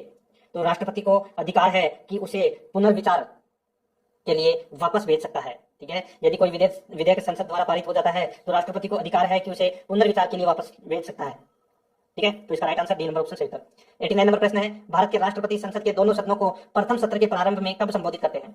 भारत के राष्ट्रपति संसद के दोनों सदनों को प्रथम सत्र के प्रारंभ में कब संबोधित करते हैं? तो इसका राइट आंसर हो जाएगा वो है दोस्तों इसमें देखिए प्रतिवर्ष लोकसभा के लिए प्रत्येक आम चुनाव के बाद में, ठीक है। तो इस प्रश्न का राइट आंसर हो जाएगा सी नंबर का ऑप्शन ए और बी दोनों। नेक्स्ट है, संविधान के अनुच्छेद 124 के अंतर्गत राष्ट्रपति निम्नलिखित में से क्या कर सकता है? राष्ट्रपति निम्नलिखित में से क्या कर सकता है? तो इसका राइट आंसर हो जाएगा वो है दोस्तों इसमें सर्वोच्च न्यायालय के न्यायाधीशों की नियुक्ति, ठीक है। यानी कि अनुच्छेद 124 के अंतर्गत राष्ट्रपति है वो सर्वोच्च न्यायालय के न्यायाधीशों की नियुक्ति कर सकता है। तो इसमें बी नंबर ऑप्शन बिल्कुल सही उत्तर हो जाएगा। 91 नंबर प्रश्न है, इसमें देखिए, किसी मृत्युदंड पाए अपराधी को समाधान करने की शक्ति निम्नलिखित में से किसको प्राप्त है? तो ये किसको प्राप्त है ये शक्ति? तो ये केवल राष्ट्रपति को प्राप्त है। तो इसमें ए नंबर ऑप्शन सही उत्तर हो जाएगा। आगे देखिए, अप्रत्याशित व्ययों की पूर्ति के लिए निम्नलिखित में से कौन भारत की आकस्मिक निधि से धन निकाल सकता है? अप्रत्याशित व्ययों की पूर्ति के लिए निम्नलिखित में से कौन भारत की आकस्मिक निधि से धन निकाल सकता है? तो वो है दोस्तों राष्ट्रपति। सी नंबर का ऑप्शन सही उत्तर हो जाएगा। आगे देखिए, निम्नलिखित में से कौन सा अधिकार भारत के राष्ट्रपति को प्राप्त नहीं है? तो कौन सा अधिकार भारत के राष्ट्रपति को प्राप्त नहीं है ये अपने को बताना है। देखिए, उच्चतम न्यायालय तथा उच्च न्यायालय के न्यायाधीशों को नियुक्त करना, ये दोस्तों राष्ट्रपति का कार्य है, अधिकार है। आगे देखिए, उच्चतम न्यायालय तथा उच्च न्यायालय के अधिकारों को हस्तगत करने का ये दोस्तों अधिकार है, ये राष्ट्रपति के पास में नहीं है, इसलिए अपना बी नंबर का ऑप्शन बिल्कुल सही उत्तर हो जाएगा, ठीक है। बाकी और दोनों इसमें सही है। आगे देखिए, किन किन परिस्थितियों में राष्ट्रपति संसद का संयुक्त अधिवेशन आहूत कर सकता है? किन किन परिस्थितियों में राष्ट्रपति संसद का संयुक्त अधिवेशन आहूत कर सकता है? तो यहाँ पे देखिए दोस्तों 4 कथन दिए गए हैं। देखिए, एक सदन द्वारा पारित विधेयक को दूसरे सदन द्वारा रद्द कर देना, ठीक है। दूसरा है, एक सदन द्वारा विधेयक में प्रस्तावित संशोधन दूसरे सदन द्वारा स्वीकार नहीं किया जाना, ठीक है। दूसरा देखिए, तीसरा देखिए, इसमें एक सदन द्वारा विधेयक की प्राप्ति के 6 माह तक कोई कार्रवाई नहीं करना, ठीक है। तो इसका राइट आंसर हो जाएगा उपयुक्त सभी परिस्थितियों में राष्ट्रपति संसद का संयुक्त अधिवेशन है वो आहूत कर सकता है, ठीक है। तो इसमें डी नंबर का ऑप्शन बिल्कुल सही उत्तर हो जाएगा। आगे देखिए, किसी संस्तुति के आधार पर भारत का राष्ट्रपति भारत की आकस्मिक निधि से धन व्यय कर सकता है? किसी संस्तुति के आधार पर भारत का राष्ट्रपति भारत की आकस्मिक निधि से धन व्यय कर सकता है? तो इसका राइट आंसर हो जाएगा वो है दोस्तों इसमें किसी भी संस्तुति की जरूरत नहीं है, ठीक है। राष्ट्रपति कर सकता है, डी नंबर का ऑप्शन बिल्कुल सही उत्तर हो जाएगा। आगे देखिए, राष्ट्रपति के किस अनुच्छेद के अंतर्गत राष्ट्रपति संघीय मंत्रिपरिषद की सलाह मानने के लिए बाध्य है? राष्ट्रपति के किस अनुच्छेद के अंतर्गत राष्ट्रपति संघीय मंत्रिपरिषद की सलाह मानने के लिए बाध्य है? तो इसका राइट आंसर हो जाएगा इसमें वो है कौन सा? तो वो है अनुच्छेद 74। ए नंबर का ऑप्शन बिल्कुल सही उत्तर हो जाएगा, अनुच्छेद 74, ठीक है। आगे देखिए, इसमें 97 नंबर प्रश्न है, युद्ध अथवा भारत पर आक्रमण होने की स्थिति में निम्नलिखित में से कौन अंतिम रूप से आक्रमणकारी के विरुद्ध युद्ध की घोषणा करता है? तो कौन अंतिम रूप से युद्ध की घोषणा करता है? तो वो है दोस्तों राष्ट्रपति ही अंतिम रूप से घोषणा करता है। डी नंबर का ऑप्शन बिल्कुल सही उत्तर हो जाएगा। आगे देखिए, भारतीय संविधान के अनुसार भारत के राष्ट्रपति का कर्तव्य है कि वे निम्न में से किनको संसद के पटल पर रखवाएं? तो यहाँ पे देखिए दोस्तों, संघ वित्त आयोग की सिफारिशों को बिल्कुल सही है, लोक लेखा समिति के प्रतिवेदन को ये नहीं रखवाएगा दोस्तों राष्ट्रपति। आगे देखिए, नियंत्रक मालिका परीक्षक के प्रतिवेदन को, राष्ट्रीय अनुसूचित जाति आयोग के प्रतिवेदन को, तो यानी कि 1, 3 और 4 इन तीनों के प्रतिवेदन को दोस्तों ये रखवाएगा, ठीक है। तो अपना राइट आंसर हो जाएगा संसद के पटल के ऊपर, ठीक है। तो इसका राइट आंसर इसमें 1, 3, 4, तो 1, 3, 4 सी नंबर ऑप्शन बिल्कुल सही उत्तर हो जाएगा। आगे देखिए, 99 नंबर प्रश्न, लोकसभा निम्नलिखित में से किसके द्वारा भंग की जाती है? तो किसके द्वारा भंग की जाती है? तो ये की जाती है दोस्तों प्रधानमंत्री के परामर्श से राष्ट्रपति द्वारा, प्रधानमंत्री के परामर्श से राष्ट्रपति द्वारा ये लोकसभा है ये भंग की जाती है। बी नंबर का ऑप्शन बिल्कुल सही उत्तर हो जाएगा। आगे देखिए, इसमें 100 नंबर का प्रश्न है, राष्ट्रपति निम्नलिखित में से किस परिस्थिति में आपातकाल की उद्घोषणा कर सकता है? राष्ट्रपति निम्नलिखित में से किस परिस्थिति में आपातकाल की उद्घोषणा कर सकता है? तो ये है प्रधानमंत्री तथा मंत्रिमंडल के लिखित परामर्श पर, प्रधानमंत्री तथा मंत्रिमंडल के लिखित परामर्श पर दोस्तों आपातकाल की उद्घोषणा कर सकता है। तो इसका बी नंबर। भारत के उपराष्ट्रपति की स्थिति की तुलना किस देश के उपराष्ट्रपति से की जा सकती है? भारत के उपराष्ट्रपति की स्थिति की तुलना किस देश के उपराष्ट्रपति से की जा सकती है? तो इसका राइट आंसर हो जाएगा वो है संयुक्त राज्य अमेरिका के उपराष्ट्रपति से भारत के उपराष्ट्रपति की तुलना की जा सकती है, ठीक है। तो इसमें ए नंबर का ऑप्शन बिल्कुल सही उत्तर हो जाएगा। सेकंड नंबर प्रश्न इसमें देखिए, भारत में उपराष्ट्रपति का पद ये संविधान में प्रारंभ से ही है, संविधान में प्रारंभ से ही है भारत में उपराष्ट्रपति का पद। तो इसमें ए नंबर का ऑप्शन बिल्कुल सही उत्तर हो जाएगा, ठीक है। आगे देखिए दोस्तों, इसमें 3 नंबर का प्रश्न है, उपराष्ट्रपति पद की अर्हता के संबंध में क्या सही नहीं है? यानी कि दोस्तों उपराष्ट्रपति के पद के संबंध में जो योग्यता है वो कौन सी योग्यता इसमें सही नहीं है वो अपने को बताना है। देखिए दोस्तों, इसमें वह भारत का नागरिक हो, ये इसकी योग्यता बिल्कुल सही है। वह कम से कम 35 वर्ष की आयु का हो, ये भी दोस्तों इसमें सही है। राज्यसभा का सदस्य हो, तो दोस्तों ये जरूरी नहीं है। उपराष्ट्रपति है ये दोस्तों राज्यसभा का सदस्य हो, ये जरूरी नहीं है, ठीक है। ये आपको इसमें याद रखना है। और ये राज्यसभा का सभापति जरूर होता है, लेकिन वो भी उपराष्ट्रपति बनने के बाद में सभापति बनता है राज्यसभा का, लेकिन यहाँ पे ये गलत दे रखा है। 3 नंबर का ऑप्शन अपना इसमें राइट आंसर हो जाएगा। 4 नंबर का प्रश्न इसमें देखिए, उपराष्ट्रपति इसमें देखिए दोस्तों बहुत ही अच्छा प्रश्न है। देखिए, लोकसभा का सदस्य होता है, नहीं होता। राज्यसभा का सदस्य होता है, नहीं होता। किसी भी सदन का सदस्य होता है, नहीं होता। सांसद सदस्य नहीं होता है, बिल्कुल सही है, संसद सदस्य नहीं होता है। तो अपना इसमें डी नंबर का ऑप्शन बिल्कुल सही उत्तर हो जाएगा, ठीक है। आगे देखिए, इसमें 5 नंबर का प्रश्न है, उपराष्ट्रपति के संबंध में निम्न में से कौन सा कथन सही है? उपराष्ट्रपति के संबंध में निम्न में से कौन सा कथन है वो सही है? तो यहाँ पे देखिए कौन सा कथन सही है। देखिए, वह राज्यसभा का पदेन सदस्य अध्यक्ष होता है, बिल्कुल सही बात है दोस्तों। देखिए, राज्यसभा का ये सभापति होता है, यानी कि अध्यक्ष होता है उपराष्ट्रपति, ठीक है। ये कथन इसमें एकदम बिल्कुल सही है। बी नंबर का ऑप्शन बिल्कुल सही उत्तर हो जाएगा इसका। आगे देखिए, 6 नंबर प्रश्न है, राज्यसभा की बैठकों का सभापतित्व है, कौन करता है? तो दोस्तों कौन करता है? तो उपराष्ट्रपति करता है। यानी कि राज्यसभा की बैठकों का सभापतित्व कौन करता है? तो दोस्तों वो है उपराष्ट्रपति करता है। तो इसमें बी नंबर ऑप्शन सही उत्तर। देखिए आपको पूरे 60 प्रश्न लिखने हैं उपराष्ट्रपति से संबंधित।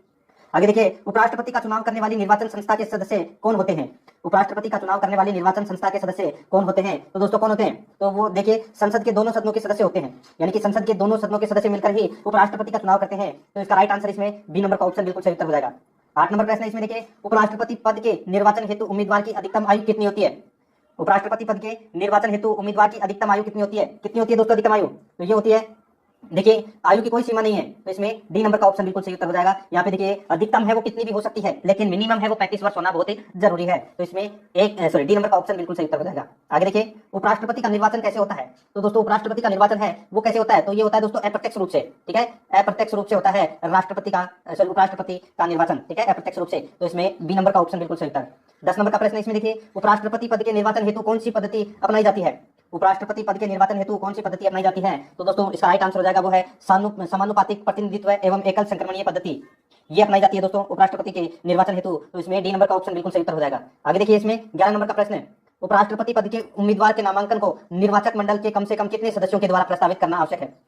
उपराष्ट्रपति पद के उम्मीदवार के नामांकन को निर्वाचक मंडल के कम से कम कितने सदस्यों के द्वारा प्रस्तावित करना आवश्यक है? तो इसका राइट आंसर हो जाएगा दोस्तों इसमें वो है 20 प्रस्तावकों कम से कम कितने सदस्यों द्वारा प्रस्तावित करना आवश्यक है? तो 20 सदस्यों द्वारा, ठीक है, प्रस्तावित करना आवश्यक है। तो इसमें डी नंबर ऑप्शन बिल्कुल सही उत्तर हो जाएगा। आगे देखिए, 12 नंबर का प्रश्न है, उपराष्ट्रपति पद के उम्मीदवार के नामांकन की निर्वाचक मंडल के कम से कम कितने सदस्यों का अनुमोदन प्राप्त होना आवश्यक है? उपराष्ट्रपति पद के उम्मीदवार के नामांकन की निर्वाचक मंडल के कम से कम कितने सदस्यों का अनुमोदन प्राप्त होना आवश्यक है? तो इसका राइट आंसर हो जाएगा दोस्तों वो है 20। डी नंबर का ऑप्शन बिल्कुल सही उत्तर हो जाएगा 20। आगे देखिए, अनुमोदन 20। आगे देखिए, नामांकन के समय उपराष्ट्रपति पद के उम्मीदवार को जमानत के तौर पर कितना रुपया जमा कराना पड़ता है? यानी कि जमानत के तौर पर कितने रुपए जमा कराने पड़ते हैं चुनाव लड़ने के लिए? तो कई बार ये जमानत है ये जब्त भी हो जाती है। ठीक है, 15,000 रुपए जब्त भी हो जाते हैं। तो ये देखिए जमानत के तौर पर कितना रुपए जमा कराना पड़ता है? तो 15,000 रुपए जमा कराने पड़ते हैं। बी नंबर का ऑप्शन बिल्कुल सही उत्तर हो जाएगा। आगे देखिए, संविधान में उपराष्ट्रपति के निर्वाचन के संबंध में क्या प्रावधान है? संविधान में उपराष्ट्रपति के निर्वाचन के संबंध में क्या प्रावधान है? तो देखिए कौन सा प्रावधान है? तो देखिए उपराष्ट्रपति के संबंध के पुनर्निर्वाचन के लिए दोस्तों कोई भी प्रावधान नहीं है, यानी कि कुछ भी नहीं है। तो इसमें ए नंबर का ऑप्शन बिल्कुल सही उत्तर हो जाएगा। आगे देखिए, इसमें 15 नंबर का प्रश्न है, भारत के उपराष्ट्रपति के निर्वाचन से संबंधित विवाद को कौन तय करते हैं? भारत के उपराष्ट्रपति के निर्वाचन से संबंधित विवाद कौन तय करते हैं? तो इसका राइट आंसर हो जाएगा वो है सर्वोच्च न्यायालय। ठीक है, निपटारा भी कौन करता है? सर्वोच्च न्यायालय। तो इसमें सी नंबर का ऑप्शन सही उत्तर हो जाएगा। आगे देखिए, 16 नंबर का प्रश्न है, उपराष्ट्रपति के चुनाव में कौन कौन मतदान करता है? तो दोस्तों सीधा सा है, उपराष्ट्रपति के चुनाव में कौन कौन मतदान करता है? तो लोकसभा और राज्यसभा के सदस्य। ठीक है, राज्य विधानसभा के सदस्य इसमें मतदान नहीं करते हैं, वो करते हैं किसमें? राष्ट्रपति के चुनाव में। लेकिन उपराष्ट्रपति के चुनाव के अंदर लोकसभा और राज्यसभा के सदस्य ही मिलकर अप्रत्यक्ष रूप से चुनते हैं। तो इसमें सी नंबर का ऑप्शन बिल्कुल सही उत्तर हो जाएगा। आगे देखिए, 17 नंबर प्रश्न है, भारत के उपराष्ट्रपतियों का निर्वाचन होता है, भारत के उपराष्ट्रपति का निर्वाचन होता है तो ये होता है दोस्तों संसद के दोनों सदनों द्वारा। ठीक है, लोकसभा और राज्यसभा का। ए नंबर ऑप्शन सही उत्तर। नेक्स्ट है, उपराष्ट्रपति को कौन चुनता है? उपराष्ट्रपति को कौन चुनता है? तो देखिए संसद के सदस्यों द्वारा बना निर्वाचक मंडल, संसद के सदस्यों द्वारा बना निर्वाचक मंडल है ये उपराष्ट्रपति को चुनता है। सी नंबर का ऑप्शन बिल्कुल सही उत्तर हो जाएगा। 19 नंबर प्रश्न इसमें देखिए, जो सदस्य भारत के उपराष्ट्रपति का चुनाव करते हैं वे होते हैं, जो सदस्य भारत के उपराष्ट्रपति का चुनाव करते हैं वे होते हैं। तो इसका राइट आंसर हो जाएगा वे दोस्तों संसद के सदस्य होते हैं। ए नंबर ऑप्शन बिल्कुल सही उत्तर। देखिए प्रश्न को कैसे भी घुमा के पूछ सकता है, आपको हर समय तैयार रहना है। आगे देखिए, मूल संविधान में यह उपबंध था कि उपराष्ट्रपति का निर्वाचन संयुक्त अधिवेशन में संवेद संसद के दोनों सदनों द्वारा होगा, जिस संविधान संशोधन अधिनियम द्वारा इस संयुक्त अधिवेशन की प्रक्रिया को समाप्त किया गया। ठीक है, तो दोस्तों यहाँ पे देखिए किस संविधान संशोधन अधिनियम द्वारा इस संयुक्त अधिवेशन की प्रक्रिया को समाप्त किया गया। तो इसका राइट आंसर हो जाएगा वो है 11वां संविधान संशोधन 1961 है। 11वां संविधान संशोधन 1961 है। तो इसका राइट आंसर ए नंबर का ऑप्शन बिल्कुल सही हो जाएगा। आगे देखिए, इसमें 21 नंबर प्रश्न है, उपराष्ट्रपति के कार्यकाल की अवधि कितने वर्ष की होती है? तो उपराष्ट्रपति का कार्यकाल है वो दोस्तों कितने वर्ष का होता है? ये तो दोस्तों आप सभी को पता होगा, कितने वर्ष का? तो 5 वर्ष का। तो इसमें बी नंबर ऑप्शन बिल्कुल सही हो जाएगा। आगे देखिए, उपराष्ट्रपति के पद की गोपनीयता की शपथ कौन दिलाता है? यानी कि उपराष्ट्रपति को शपथ है वो कौन दिलाता है? तो दोस्तों राष्ट्रपति दिलाता है। कौन दिलाता है? राष्ट्रपति। आगे देखिए, इसमें 23 नंबर प्रश्न है, उपराष्ट्रपति अपना त्यागपत्र किसे संबोधित करता है? उपराष्ट्रपति अपना त्यागपत्र है वो किसे संबोधित करता है? तो इसका राइट आंसर हो जाएगा वो है दोस्तों इसमें उपराष्ट्रपति अपना त्यागपत्र राष्ट्रपति को संबोधित करता है। किसको? राष्ट्रपति को संबोधित करता है। और राष्ट्रपति अपना त्यागपत्र किसको संबोधित करेगा? तो वो है उपराष्ट्रपति को। ठीक है, कल मैंने आपको बताया था। तो दोनों एक दूसरे को त्यागपत्र देते हैं। इसका राइट आंसर हो जाएगा ए नंबर ऑप्शन सही उत्तर। 24 नंबर प्रश्न है, उपराष्ट्रपति को राज्यसभा के सभापति के रूप में अन्य भत्तों के अलावा कितना वेतन प्राप्त होता है? यानी कि यहाँ पे उपराष्ट्रपति का वेतन है वो कितना है? सीधा सा इसमें ये पूछा गया है। देखिए उपराष्ट्रपति का जो वेतन है ठीक है। ये दोस्तों 4 लाख रुपए, कितने, 4 लाख रुपए, तो इसमें डी नंबर का ऑप्शन बिल्कुल सही उत्तर हो जाएगा। और उपराष्ट्रपति को जो वेतन है वो उपराष्ट्रपति पद का नहीं मिलता, उपराष्ट्रपति का वेतन तो होता है 0 रुपए, ठीक है, कितना होता है, 0 रुपए होता है। और उसको जो पेमेंट है यानी कि जो वेतन है वो राज्यसभा के सभापति के रूप में मिलता है, तो 4 लाख रुपए मिलता है, तो इसका राइट आंसर हो जाएगा डी नंबर का ऑप्शन सही उत्तर हो जाएगा। आगे देखिए, इसमें उपराष्ट्रपति को निम्नलिखित में से किसके समतुल्य वेतन यानी कि राज्यसभा के सभापति के रूप में मिलता है। उपराष्ट्रपति को निम्नलिखित में से किसके समतुल्य वेतन राज्यसभा के सभापति के रूप में मिलता है, तो दोस्तों इसका राइट आंसर हो जाएगा वो है लोकसभा अध्यक्ष के समरूप, तो इसमें सी नंबर का जो ऑप्शन है वो दोस्तों इसका राइट आंसर हो जाएगा। आगे देखिए, इसमें 26 नंबर प्रश्न है, भारत के उपराष्ट्रपति को 4 लाख रुपए प्रति माह वेतन मिलता है, उन्हें निम्न में से किसके समान भत्ता मिलता है, तो किसके समान भत्ता मिलता है, तो इसका राइट आंसर हो जाएगा वो है दोस्तों किसके समान, तो संसद सदस्य के समान उनको भत्ता मिलता है, ठीक है, वेतन अलग है, भत्ता है वो संसद सदस्य के समान मिलता है, तो इसका डी नंबर ऑप्शन बिल्कुल सही उत्तर हो जाएगा। आगे देखिए, 27 नंबर प्रश्न है, उपराष्ट्रपति को उसके कार्यकाल की समाप्ति से पूर्व यानी कि उपराष्ट्रपति को उसके कार्यकाल की समाप्ति के पूर्व पद से हटाने का अधिकार किसको है, तो पद से हटाने का अधिकार है वो दोस्तों किसको है, तो इसका राइट आंसर हो जाएगा वो है दोस्तों वो है संसद को, यानी कि अगर उपराष्ट्रपति को हटाना है, ठीक है, तो ये अधिकार है दोस्तों संसद के पास में है, तो इसका राइट आंसर हो जाएगा सी नंबर ऑप्शन बिल्कुल सही उत्तर। नेक्स्ट है, भारत के उपराष्ट्रपति को हटाने का प्रस्तावित किया जा सकता है, तो किसमें किया जा सकता है, तो इसका राइट आंसर हो जाएगा वो है केवल राज्यसभा में किया जा सकता है, उपराष्ट्रपति को हटाने का प्रस्ताव पारित है, ठीक है, तो इसका राइट आंसर डी नंबर का ऑप्शन बिल्कुल सही उत्तर हो जाएगा। आगे देखिए, भारत के उपराष्ट्रपति को कौन निकाल सकता है, भारत के उपराष्ट्रपति को कौन निकाल सकता है, तो दोस्तों वो है लोकसभा की सहमति से राज्यसभा निकाल सकती है, ठीक है, लोकसभा की सहमति से राज्यसभा निकाल सकती है, तो इसका राइट आंसर हो जाएगा सी नंबर का ऑप्शन बिल्कुल सही उत्तर। आगे देखिए, 30 नंबर प्रश्न है, उपराष्ट्रपति को कार्यकाल पूरा होने से पूर्व पद से हटाया जा सकता है, तो किसके द्वारा, सीधा सा है दोस्तों, राज्यसभा के साधारण बहुमत द्वारा प्रस्ताव पारित करके दोस्तों जिसकी स्वीकृति लोकसभा करे, यानी कि दोस्तों अगर राष्ट्रपति को कार्यकाल से पूर्व हटाना हो तो दोस्तों राज्यसभा में साधारण बहुमत से प्रस्ताव पारित कर ले और जिसकी स्वीकृति है वो लोकसभा करे, ठीक है, तो इसका राइट आंसर हो जाएगा सी नंबर का ऑप्शन बिल्कुल सही उत्तर हो जाएगा। आगे देखिए, इसमें 31 नंबर प्रश्न है, उपराष्ट्रपति राष्ट्रपति का कार्यभार संभालता है जबकि राष्ट्रपति अनुपस्थित हो, बीमार हो, अपना कार्य करने में असक्षम हो, ठीक है, यानी कि अक्षम हो, तो दोस्तों इन सभी परिस्थिति के अंदर राष्ट्रपति का कार्यभार है वो उपराष्ट्रपति संभालता है, तो इसका राइट आंसर हो जाएगा उपयुक्त सभी मामलों में डी नंबर का ऑप्शन बिल्कुल सही उत्तर हो जाएगा। आगे देखिए दोस्तों, इसमें 32 नंबर प्रश्न है, जब उपराष्ट्रपति राष्ट्रपति का कार्यभार संभालता है तो जब उपराष्ट्रपति राष्ट्रपति का कार्यभार संभालता है तो उसे राष्ट्रपति पद के सभी विशेषाधिकार और भत्ते प्राप्त होते हैं, उसे राष्ट्रपति पद के सभी विशेषाधिकार और भत्ते प्राप्त होते हैं, तो इसका right answer B number option बिल्कुल सही उत्तर हो जाएगा, ठीक है, अगर राष्ट्रपति का पद संभाल लेता है तो राष्ट्रपति के भत्ते वगैरह सब कुछ राष्ट्रपति के मिलेंगे। आगे देखिए, जब उपराष्ट्रपति राष्ट्रपति के कार्यों को संभालता है तो उस दौरान राज्यसभा के सभापति पद पर कौन कार्य करता है, जब उपराष्ट्रपति राष्ट्रपति के कार्यों को संभालता है तो उस दौरान राज्यसभा के सभापति पद पर कौन कार्य करता है, तो इसका राइट आंसर क्या हो जाएगा, तो दोस्तों वो है उपसभापति, तो इसका राइट आंसर हो जाएगा सी नंबर का ऑप्शन बिल्कुल सही उत्तर हो जाएगा। आगे देखिए, इसमें 34 नंबर प्रश्न है, राष्ट्रपति की मृत्यु पर जब उपराष्ट्रपति राष्ट्रपति का पद ग्रहण करता है तो क्या होगा, वह अधिकतम 6 माह तक पद पर आसीन रहता है, यानी कि राष्ट्रपति की मृत्यु पर जब उपराष्ट्रपति राष्ट्रपति का पद ग्रहण कर लेता है तो अधिकतम 6 माह तक पद पर आसीन रहता है, कौन, उपराष्ट्रपति राष्ट्रपति के पद पर, ठीक है, तो इसमें बी नंबर का ऑप्शन बिल्कुल सही उत्तर हो जाएगा। आगे देखिए, इसमें 35 नंबर प्रश्न है, राज्यसभा के सभापति के रूप में उपराष्ट्रपति क्या नहीं कर सकता, राज्यसभा के सभापति के रूप में उपराष्ट्रपति क्या नहीं कर सकता, तो देखिए दोस्तों क्या नहीं कर सकता, तो राज्यसभा को विघटित कर सकता है, ठीक है, राज्यसभा को दोस्तों विघटित कर सकता है, ठीक है, तो इसमें अपना देखिए विघटित नहीं कर सकता, राज्यसभा के सभापति के रूप में उपराष्ट्रपति क्या नहीं कर सकता, तो राज्यसभा को विघटित नहीं कर सकता, ठीक है, तो इसका राइट आंसर ये नहीं आएगा इसमें, तो इसका राइट आंसर हो जाएगा इसमें ए नंबर का ऑप्शन बिल्कुल सही उत्तर हो जाएगा, ठीक है। आगे देखिए, इसमें 36 नंबर प्रश्न है, निम्नलिखित में से कौन सा कथन असत्य है, तो कौन सा कथन इसमें असत्य है, ये देखिए, इसमें उपराष्ट्रपति को पद से हटाने के लिए महाभियोग की आवश्यकता नहीं पड़ती है, बिल्कुल सही बात है, महाभियोग की कोई जरूरत नहीं है, राज्यसभा के सदस्य हटा सकते हैं लोकसभा की स्वीकृति पर, ठीक है। आगे देखिए, उपराष्ट्रपति के निर्वाचन संबंधी सभी विवादों को निर्वाचन आयोग देखता है, ये गलत हो जाएगा दोस्तों, विवादों को कौन देखता है, तो सुप्रीम कोर्ट देखता है, तो ये भी इसमें दोस्तों कथन है वो क्या है, असत्य है, ठीक है, ये पहला इसमें सही है, महाभियोग की आवश्यकता नहीं पड़ती, ठीक है, तो इसमें बिल्कुल सही बात है। अब दूसरा कथन है वो इसमें असत्य है, निर्वाचन आयोग नहीं देखता विवादों का, सुप्रीम कोर्ट देखता है, ठीक है, तो ये अपने इसमें गलत दे रखा है, अपना राइट आंसर बी नंबर का ऑप्शन हो जाएगा। और देखिए, यदि उपराष्ट्रपति का निर्वाचन अवैध घोषित कर दिया जाता है तो ऐसे निर्णय के पूर्व उनके द्वारा संपन्न कार्य अवैध नहीं होंगे, ठीक है, ये भी इसमें दोस्तों बिल्कुल सही है, तो इसमें एक ही गलत है, बी नंबर का ऑप्शन। आगे देखिए, 37 नंबर प्रश्न है, निम्न कथनों का अध्ययन कर समुचित उत्तर की पहचान करें। देखिए, पहला नंबर का, भारत का उपराष्ट्रपति नियुक्त किए जाने के लिए किसी व्यक्ति में राज्यसभा का सदस्य बनने की योग्यता अवश्य होनी चाहिए। दूसरा है, उपराष्ट्रपति राज्यसभा का पदेन अध्यक्ष होता है, तो दोस्तों क्या दोनों सही है, तो दोस्तों हाँ, दोनों कथन है वो दोस्तों इसमें बिल्कुल सत्य है, 1 और 2 दोनों सही है, ए नंबर ऑप्शन सही उत्तर हो जाएगा। 37 नंबर प्रश्न इसमें देखिए, भारत के उपराष्ट्रपति के संबंध में कौन सा कथन असत्य है? तो कौन सा कथन है वो दोस्तों इसमें असत्य है? यहाँ पे देखिए, उपराष्ट्रपति का चुनाव भारत का राष्ट्रपति करता है, ये कथन है, ये अपना सीधा सा इसमें गलत हो गया। भाई उपराष्ट्रपति का चुनाव कौन करता है? लोकसभा और राज्यसभा दोनों मिलकर करती है, तो अपना राइट आंसर इसमें बी नंबर का ऑप्शन हो जाएगा। आगे देखिए, भारत के प्रथम उपराष्ट्रपति एस राधाकृष्णन थे, बिल्कुल सही बात है। उपराष्ट्रपति राज्यसभा का सभापति होता है, ये भी इसमें सही है। उपराष्ट्रपति की योग्यता प्राप्त करने के लिए प्रत्याशी की कम से कम आयु है वो 35 वर्ष होनी चाहिए, तो इसमें बी नंबर ऑप्शन बिल्कुल सही उत्तर हो जाएगा, क्योंकि यह सत्य कथन है। आगे देखिए, उपराष्ट्रपति अपने मत का प्रयोग कब करता है? उपराष्ट्रपति अपने मत का प्रयोग कब करता है? तो मतों के बराबर रहने की स्थिति में अपने मत का प्रयोग करता है, बी नंबर का ऑप्शन बिल्कुल सही उत्तर हो जाएगा। आगे देखिए, 40 नंबर प्रश्न है, कौन राष्ट्रपति के चुनाव में तो मतदान नहीं करते हैं परंतु उपराष्ट्रपति के चुनाव में मतदान करते हैं? अब बताइए दोस्तों, बहुत ही अच्छा प्रश्न है। कौन राष्ट्रपति के चुनाव में तो मतदान नहीं करते परंतु उपराष्ट्रपति के चुनाव में मतदान करते हैं? तो वो है दोस्तों संसद के मनोनीत सदस्य। बहुत ही शानदार प्रश्न है, बहुत ही गजब का प्रश्न है।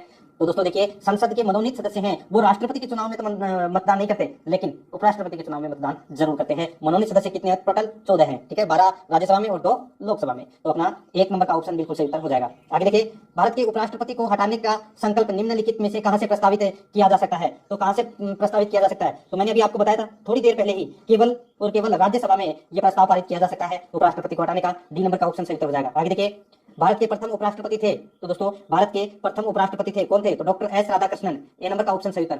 43 नंबर प्रश्न है, भारत के राष्ट्रपति निर्वाचित होने से पूर्व निम्न में से कौन उपराष्ट्रपति नहीं था? यानी कि भारत के राष्ट्रपति निर्वाचित होने से पूर्व निम्न में से कौन उपराष्ट्रपति नहीं था? तो दोस्तों कल मैंने आपको बताया था, सीधा सा बताया था, वो है ज्ञानी जैल सिंह। ज्ञानी जैल सिंह है, ये उपराष्ट्रपति नहीं रहे, ये डायरेक्ट राष्ट्रपति बने थे, ठीक है, तो इसमें डी नंबर ऑप्शन बिल्कुल सही उत्तर हो जाएगा। आगे देखिए, 44 नंबर प्रश्न है, किसने 2 पूर्ण अवधियों के लिए भारत के उपराष्ट्रपति का पद संभाला था? किसने 2 पूर्ण अवधियों के लिए भारत के उपराष्ट्रपति का पद संभाला था? तो इसका राइट आंसर हो जाएगा दोस्तों, वो है डॉक्टर एस राधाकृष्णन, 1 नंबर का ऑप्शन बिल्कुल सही उत्तर हो जाएगा। 45 नंबर प्रश्न है, निम्नलिखित में से उपराष्ट्रपतियों में से कौन निर्विरोध नहीं चुने गए? तो निर्विरोध है वो कौन नहीं चुने गए? तो यहाँ पे देखिए, के.आर. नारायण, के.आर. नारायण, तो इसका राइट आंसर हो जाएगा इसमें डी नंबर का ऑप्शन बिल्कुल सही उत्तर हो जाएगा, के.आर. नारायणन, ठीक है, ये निर्विरोध नहीं चुने गए। आगे देखिए, किस एकमात्र उपराष्ट्रपति की मृत्यु पद पर आसीन रहते हुए, तो उनका नाम क्या है?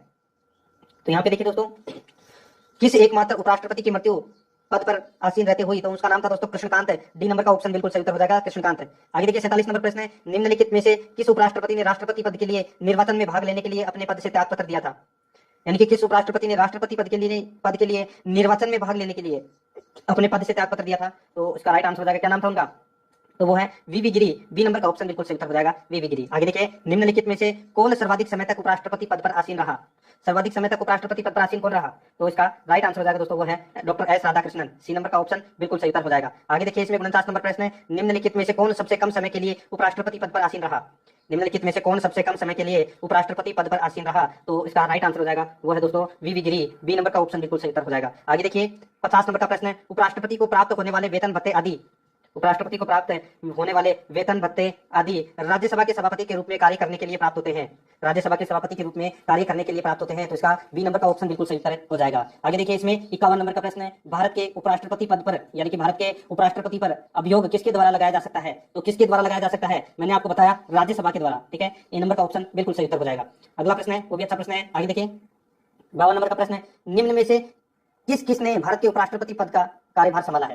तो दोस्तों एक तो देखिए मोहम्मद हिदायतुल्लाह, ठीक है, और एक शंकर दयाल शर्मा, इन दोनों ने दोस्तों उपराष्ट्रपति का पदभार है वो संभाला है, तो इसका राइट आंसर हो जाएगा, वो है इसमें 1 और 4 यानी कि बी नंबर का ऑप्शन बिल्कुल सही उत्तर हो जाएगा। आगे देखिए, 53 नंबर प्रश्न है, निम्नलिखित में से कौन सा एक व्यय भारत की संचित निधि पर भारित नहीं है? तो कौन सा एक व्यय भारत की संचित निधि पर भारित नहीं है? तो इसका राइट आंसर हो जाएगा दोस्तों, वो है भारत के उपराष्ट्रपति का वेतन एवं भत्ते, भारत के उपराष्ट्रपति का वेतन एवं भत्ते, बी नंबर का ऑप्शन बिल्कुल सही उत्तर हो जाएगा। 54 नंबर प्रश्न है, भारत के उपराष्ट्रपति का चुनाव किया जाता है, तो भारत के उपराष्ट्रपति का चुनाव किया जाता है तो ये संसद के सदस्यों द्वारा उपराष्ट्रपति का चुनाव है वो किया जाता है, तो इसमें ए नंबर ऑप्शन सही उत्तर। नेक्स्ट है, भारत का उपराष्ट्रपति किसका पदेन सभापति होता है? तो ये राज्यसभा का पदेन सभापति होता है, सी नंबर ऑप्शन सही उत्तर।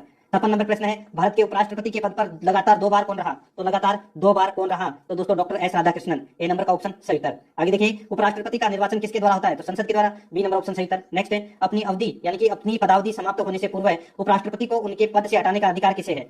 तो किसे है? तो वो है संसद को, सी नंबर का ऑप्शन सही उत्तर हो जाएगा। सॉरी देखिए, यहाँ पे पूर्व उपराष्ट्रपति को उसके पद से हटाने का अधिकार किसे है? तो किसे है? तो ये अधिकार है दोस्तों, देखिए, अपनी पदावधि समाप्त होने से पूर्व उपराष्ट्रपति को उसके पद से हटाने का अधिकार किसे है? तो ये अधिकार दोस्तों राज्यसभा को है, ठीक है, तो इसमें ए नंबर ऑप्शन सही उत्तर हो जाएगा। आगे देखिए, भारत के वह कौन से एकमात्र दूसरे राष्ट्रपति हैं जिन्होंने एस राधाकृष्णन के बाद दूसरी अनुक्रमिक अवधि में पद प्राप्त किया? तो उनका नाम है दोस्तों क्या? तो एम.एच. अंसारी। तो इसमें सी नंबर का ऑप्शन बिल्कुल सही उत्तर हो जाएगा। आगे देखिए 60 नंबर का प्रश्न है, भारत के उपराष्ट्रपति बनने के पहले डॉक्टर एच राधाकृष्णन द्वारा धारित पद क्या था? भारत के उपराष्ट्रपति बनने के पहले डॉक्टर एच राधाकृष्णन द्वारा धारित पद क्या था? तो इसका राइट आंसर हो जाएगा वो है दोस्तों इसमें सोवियत संघ में ये राजदूत थे, सोवियत संघ में राजदूत थे। तो इसका राइट आंसर इसमें डी नंबर का ऑप्शन। निम्नलिखित में से जनता द्वारा प्रत्यक्ष रूप से निर्वाचित सदन है? तो दोस्तों निम्नलिखित में से जनता द्वारा प्रत्यक्ष रूप से निर्वाचित सदन है तो वो कौन सा है? वो है दोस्तों लोकसभा। तो इसमें बी नंबर का ऑप्शन बिल्कुल सही उत्तर हो जाएगा। देखिए भारतीय संसद का निम्न अथवा लोकप्रिय सदन कहा जाता है किसको? लोकसभा को। ये आपको इसमें याद रखना है, ठीक है। आगे देखिए इसमें सेकंड नंबर प्रश्न है, भारत में लोकसभा किसका प्रतिनिधित्व करता है? तो लोकसभा है वो किसका प्रतिनिधित्व करता है? तो ये भारतीय जनता का दोस्तों प्रतिनिधित्व करता है। तो इसमें सी नंबर का ऑप्शन बिल्कुल सही उत्तर हो जाएगा, ठीक है। आगे देखिए दोस्तों इसमें 3 नंबर का प्रश्न है, भारतीय संविधान के किस अनुच्छेद में लोकसभा के गठन के संबंध में प्रावधान किया गया है? तो दोस्तों लोकसभा के संबंध में गठन का प्रावधान है ये कौन से अनुच्छेद में किया गया है? तो ये अनुच्छेद दोस्तों 81 और अनुच्छेद 331 इन दोनों के अंदर यह प्रावधान किया गया है लोकसभा के गठन का प्रावधान। तो इसका राइट आंसर हो जाएगा इसमें उपरोक्त दोनों, सी नंबर का ऑप्शन बिल्कुल सही उत्तर हो जाएगा। आगे देखिए इसमें 4 नंबर का प्रश्न है, मूल संविधान में लोकसभा सदस्यों की संख्या कितनी निर्धारित की गई थी? मूल संविधान में लोकसभा के सदस्य संख्या है वो कितनी निर्धारित की गई थी? तो वो की गई थी दोस्तों कितनी? तो 500 निर्धारित की गई थी दोस्तों, ठीक है। ए नंबर का ऑप्शन बिल्कुल सही उत्तर है। इसमें संवैधानिक संशोधन अधिनियम द्वारा लोकसभा की अधिकतम सदस्य संख्या निर्धारित की गई है। तो दोस्तों यहाँ पे देखिए 31वें संविधान संशोधन में जो निर्वाचित सदस्य संख्या है वो दोस्तों 545 निर्धारित की गई थी, प्लस में 2 ये मनोनीत हैं, ठीक है। तो टोटल कितने हो गए? 547। तो इसका राइट आंसर हो जाएगा डी नंबर का ऑप्शन बिल्कुल सही उत्तर हो जाएगा। आगे देखिए 6 नंबर का प्रश्न है, लोकसभा की अधिकतम सदस्य संख्या कितनी हो सकती है? लोकसभा की अधिकतम सदस्य संख्या कितनी हो सकती है? तो ये दोस्तों 552 हो सकती है सदस्य संख्या। कितनी हो सकती है? 552। डी नंबर का ऑप्शन बिल्कुल सही उत्तर हो जाएगा 552। आगे देखिए 7 नंबर का प्रश्न है, वर्तमान में लोकसभा के कितने सदस्यों को राज्य की जनता सीधे निर्वाचित करती है? तो देखिए वर्तमान में जो सदस्य संख्या है वो 530 प्लस 13 प्लस 2 यानी कि 545 है। यानी कि यहाँ पे 530 सदस्य हैं वो जनता द्वारा सीधे निर्वाचित किए जाते हैं। तो इसमें डी नंबर का ऑप्शन बिल्कुल सही उत्तर हो जाएगा। आगे देखिए इसमें वर्तमान में संघ शासित क्षेत्रों की जनता लोकसभा में अपने कितने प्रतिनिधियों को निर्वाचित कर भेजती है? समझ में आ गया? मैंने अभी आपको बताया था 530 प्लस 13 प्लस 2, ठीक है। तो वर्तमान में संघ शासित क्षेत्रों की जनता लोकसभा में कितने प्रतिनिधियों को निर्वाचित करके भेजती है? तो दोस्तों 13, ठीक है। 13 सदस्यों को निर्वाचित करके भेजती है। अधिकतम कितने भेज सकते हैं? तो दोस्तों अधिकतम 20 भेज सकते हैं, ठीक है। ये आपको इसमें याद रखना है, ठीक है। जो 552 अधिकतम संख्या मैंने आपको बताई थी लोकसभा सदस्य की, जिसमें 530 तो राज्य से हो गए और 20 है वो संघ शासित क्षेत्रों से हो गए और 2 लोकसभा द्वारा राष्ट्रपति द्वारा मनोनीत। तो टोटल कितने हो गए? 552, ठीक है। और अभी जो वर्तमान में 13 प्रतिनिधि भेजे जाते हैं संघ शासित क्षेत्रों से, ये अधिकतम 20 भेज सकते हैं, तब 552 हो जाएगी, ठीक है। तो इसका राइट आंसर हो जाएगा ए नंबर ऑप्शन 13। नेक्स्ट है, राष्ट्रपति उंगर भारतीय समुदाय के कितने प्रतिनिधियों को लोकसभा में मनोनीत करता है? तो दोस्तों कितने सदस्यों को मनोनीत करता है? तो इसका राइट आंसर हो जाएगा वो है दोस्तों इसमें 2 सदस्यों को मनोनीत करता है उंगर भारतीय। तो इसमें ए नंबर का ऑप्शन बिल्कुल सही उत्तर हो जाएगा। नेक्स्ट है, वर्तमान में लोकसभा सदस्यों की प्रभावी संख्या कितनी है? वर्तमान में लोकसभा सदस्यों की प्रभावी संख्या कितनी है? तो दोस्तों कितनी है? तो वो है 545। कितनी है? 545 है। बी नंबर का ऑप्शन बिल्कुल सही उत्तर हो जाएगा 545। आगे देखिए इसमें 11 नंबर का प्रश्न है, राष्ट्रपति द्वारा लोकसभा में उंगर भारतीय समुदाय के 2 सदस्यों को किस अनुच्छेद के तहत मनोनीत करता है? राष्ट्रपति द्वारा लोकसभा में उंगल भारतीय समुदाय के 2 सदस्यों को किस अनुच्छेद के तहत मनोनीत करता है? तो दोस्तों कौन से अनुच्छेद के तहत? तो वो है अनुच्छेद 331। अनुच्छेद 331 है। बी नंबर का ऑप्शन बिल्कुल सही उत्तर हो जाएगा 331। आगे देखिए इसमें लोकसभा में उंगल भारतीय समुदाय में 2 सदस्यों को मनोनीत करने की शक्ति किसके पास है? तो ये तो दोस्तों मनोनीत करने की शक्ति तो सिर्फ एक के पास में ही है, वो है भारत के राष्ट्रपति के पास में। बी नंबर ऑप्शन बिल्कुल सही उत्तर हो जाएगा। 13 नंबर का प्रश्न है, लोकसभा में राज्यों को किस आधार पर सीटें आवंटित होती है? लोकसभा में राज्यों को किस आधार पर सीटें आवंटित होती है? तो दोस्तों किस आधार पर? तो जनसंख्या के आधार पर सीटें आवंटित होती है। ए नंबर का ऑप्शन बिल्कुल सही उत्तर हो जाएगा, जनसंख्या के आधार पर। आगे देखिए, वर्तमान लोकसभा में प्रत्येक राज्य के लिए स्थानों का आवंटन आधारित है। वर्तमान लोकसभा में प्रत्येक राज्य के लिए स्थानों का आवंटन आधारित है। तो इसका राइट आंसर हो जाएगा वो है दोस्तों 1971 की जनगणना पर आधारित है। 1971 की जनगणना पर दोस्तों ये आधारित है, ठीक है। तो इसका राइट आंसर हो जाएगा सी नंबर का ऑप्शन बिल्कुल सही उत्तर हो जाएगा, ठीक है। आगे देखिए इसमें लोकसभा के निर्वाचन क्षेत्रों की सीमा निर्धारण पहली बार निम्नलिखित में से किस सन में किया गया था? यानी कि लोकसभा के निर्वाचन क्षेत्रों का सीमा निर्धारण पहली बार निम्नलिखित में से किस सन में किया गया था? तो दोस्तों कौन से सन में किया गया था? तो 1972 में किया गया था। बी नंबर का ऑप्शन बिल्कुल सही उत्तर हो जाएगा 1972। आगे देखिए, लोकसभा में राज्यवार सीटों का आवंटन 1971 की जनगणना पर आधारित है। यह निर्धारण किस वर्ष तक यथावत रहेगा? लोकसभा में राज्यवार सीटों का आवंटन 1971 की जनगणना पर आधारित है। यह निर्धारण किस वर्ष तक यथावत रहेगा? तो इसका राइट आंसर हो जाएगा कौन से वर्ष तक यथावत रहेगा? तो 2026 तक ये यथावत रहेगा, बाद में इसको घटा सकते हैं। तो इसका राइट आंसर हो जाएगा इसमें बी नंबर ऑप्शन बिल्कुल सही उत्तर। नेक्स्ट है 17 नंबर प्रश्न है, लोकसभा के सभी निर्वाचन क्षेत्र निम्न में से किस प्रकार के होते हैं? लोकसभा के सभी निर्वाचन क्षेत्र निम्न में से किस प्रकार के होते हैं? तो इसका राइट आंसर हो जाएगा वो है दोस्तों इसमें किस प्रकार के, तो एकल सदस्यीय निर्वाचन क्षेत्र, एकल सदस्यीय निर्वाचन क्षेत्र, तो इसका राइट आंसर हो जाएगा इसमें ए नंबर का ऑप्शन बिल्कुल सही उत्तर हो जाएगा। ठीक है, आगे देखिए 18 नंबर प्रश्न है, लोकसभा के एक निर्वाचन क्षेत्र कम से कम कितनी जनसंख्या का प्रतिनिधित्व करती है? लोकसभा के एक निर्वाचन क्षेत्र कम से कम कितनी जनसंख्या का प्रतिनिधित्व करती है? तो इसका राइट आंसर हो जाएगा वो है 7.5 लाख जनसंख्या का प्रतिनिधित्व करती है। तो इसका राइट आंसर इसमें बी नंबर ऑप्शन हो जाएगा। आगे देखिए 19 नंबर प्रश्न है, अनुसूचित जाति एवं अनुसूचित जनजातियों के प्रतिनिधियों के लिए लोकसभा में कितने सुरक्षित निर्वाचन क्षेत्रों की व्यवस्था की गई है? तो लोकसभा में कितने सुरक्षित निर्वाचन क्षेत्रों की व्यवस्था की गई है? तो इसका राइट आंसर हो जाएगा वो है दोस्तों 131 निर्वाचन क्षेत्रों की व्यवस्था की गई है। तो इसका राइट आंसर हो जाएगा इसमें ए नंबर का ऑप्शन है वो इसका बिल्कुल सही उत्तर हो जाएगा। ठीक है, आगे देखिए इसमें 20 नंबर का प्रश्न, लोकसभा के लिए प्रथम आम चुनाव कब हुआ?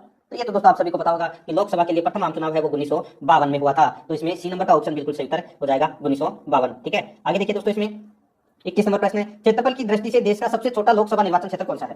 क्षेत्रफल की दृष्टि से देश का सबसे छोटा लोकसभा निर्वाचन क्षेत्र कौन सा है? तो वो है दोस्तों लक्षद्वीप। डी नंबर का ऑप्शन बिल्कुल सही उत्तर हो जाएगा लक्षद्वीप। आगे देखिए निम्नलिखित में से मतदाता संख्या की दृष्टि से देश का सबसे बड़ा लोकसभा निर्वाचन क्षेत्र कौन सा है? निम्नलिखित में से मतदाता संख्या की दृष्टि से देश का सबसे बड़ा लोकसभा निर्वाचन क्षेत्र कौन सा है? तो वो है दोस्तों कौन सा? तो वो है दोस्तों मलकागिरी। कौन सा है? मलकागिरी। तो इसका राइट आंसर इसमें डी नंबर का ऑप्शन हो जाएगा मलकागिरी। ठीक है, याद रखना आपको ये नाम इंपॉर्टेंट है ये। आगे देखिए कौन सा संवैधानिक संशोधन राज्यों से चुने जाने वाले लोकसभा के सदस्यों की संख्या बढ़ाने से संबंधित है?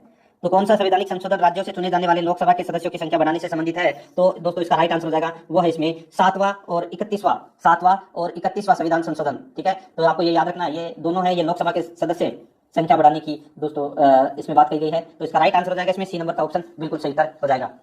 आगे देखिए दोस्तों इसमें 24 नंबर प्रश्न, लोकसभा में केंद्र शासित प्रदेशों से प्रतिनिधि चुने जाते हैं। लोकसभा में केंद्र शासित प्रदेशों से प्रतिनिधि चुने जाते हैं। तो दोस्तों इसका राइट आंसर हो जाएगा वो है दोस्तों इसमें प्रत्यक्ष निर्वाचन द्वारा चुने जाते हैं, प्रत्यक्ष निर्वाचन द्वारा। तो इसमें ए नंबर ऑप्शन सही उत्तर।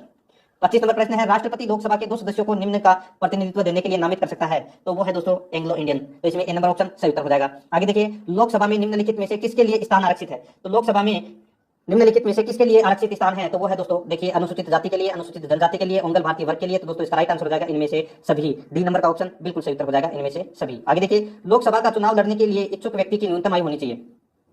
लोकसभा का चुनाव लड़ने के लिए इच्छुक व्यक्ति की न्यूनतम आयु होनी चाहिए। तो दोस्तों कितनी होनी चाहिए? तो वो है 25 वर्ष। बी नंबर का ऑप्शन बिल्कुल सही उत्तर हो जाएगा 25 वर्ष। आगे देखिए इसमें 28 नंबर प्रश्न, कौन सा राज्य सबसे अधिक प्रतिनिधि लोकसभा में भेजता है? तो कौन सा राज्य सबसे अधिक प्रतिनिधि लोकसभा में भेजता है? तो दोस्तों इसका राइट आंसर हो जाएगा वो है इसमें उत्तर प्रदेश। डी नंबर का ऑप्शन बिल्कुल सही उत्तर हो जाएगा उत्तर प्रदेश। ठीक है, आगे देखिए निम्नलिखित युग्मों में से कौन सा युग्म सही नहीं है? तो कौन सा युग्म सही नहीं है? यहाँ पे देखिए राज्य और लोकसभा में स्थान दे रखा है। ठीक है, तो अपने को बताना है कि दोस्तों इसमें गलत है वो कौन सा है। ठीक है, देखिए यहाँ पे आंध्र प्रदेश में दोस्तों लोकसभा सदस्य सीटें हैं वो कितनी हैं? तो आप सभी को पता है दोस्तों, यहाँ पे देखिए 25 कितनी है? 25 आंध्र प्रदेश में। ठीक है, और असम के अंदर कितनी है? तो दोस्तों ये तो आपको पता होना चाहिए दोस्तों, असम के अंदर है वो कितनी है बताइए। यहाँ पे जो 13 संख्या है ये गलत दे रखा है। ठीक है, असम में दोस्तों कितनी है? 14 है, लेकिन यहाँ पे कितनी दे रखी है? 13। तो इसमें ये सही सुमेलित नहीं है। पंजाब के अंदर दोस्तों कितनी? 13 है, और पश्चिम बंगाल के अंदर दोस्तों कितनी है? 42। ठीक है, तो इस प्रश्न का राइट आंसर क्या हो जाएगा? बी नंबर का ऑप्शन, क्योंकि ये इसमें सही नहीं दे रखा, 13 के स्थान पे 14 आना चाहिए था। आगे देखिए किस राज्य का लोकसभा एवं राज्यसभा में प्रतिनिधित्व सबसे अधिक है? यानी कि किस राज्य का लोकसभा एवं राज्यसभा में प्रतिनिधित्व सबसे अधिक है? तो सीधा सा है भाई उत्तर प्रदेश ही होगा इसका राइट आंसर। तो ए नंबर का। 31 नंबर, झारखंड क्षेत्र से लोकसभा के सदस्यों की कुल संख्या कितनी है?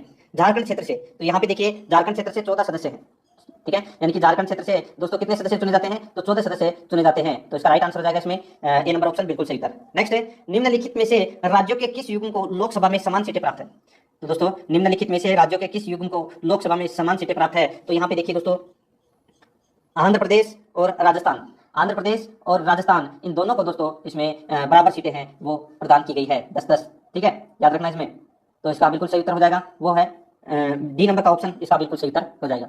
नेक्स्ट है, आगे देखिए इसमें सॉरी 25-25, यहाँ पे 10-10, तो यहाँ पे देखिए 25-25 लोकसभा की बात हो रही है, राज्यसभा की नहीं हो रही यहाँ पे। ठीक है, तो लोकसभा में आंध्र प्रदेश और राजस्थान की कितनी कितनी सीटें हैं? तो 25-25 सीटें हैं। ठीक है, तो इसका राइट आंसर इसमें डी नंबर ऑप्शन बिल्कुल सही उत्तर। नेक्स्ट है, लोकसभा के अतिरिक्त दोबारा देखिए उत्तर प्रदेश के अतिरिक्त लोकसभा में किन 2 राज्यों का प्रतिनिधित्व सबसे अधिक है? तो किन 2 राज्यों का प्रतिनिधित्व है वो सबसे अधिक है? तो इसका राइट आंसर हो जाएगा दोस्तों वो है महाराष्ट्र और पश्चिम बंगाल का। महाराष्ट्र और पश्चिम बंगाल का बी नंबर ऑप्शन बिल्कुल सही उत्तर हो जाएगा। नेक्स्ट है, वर्तमान में किस राज्य का लोकसभा में अधिकतम सदस्यों की संख्या के हिसाब से दूसरा स्थान है?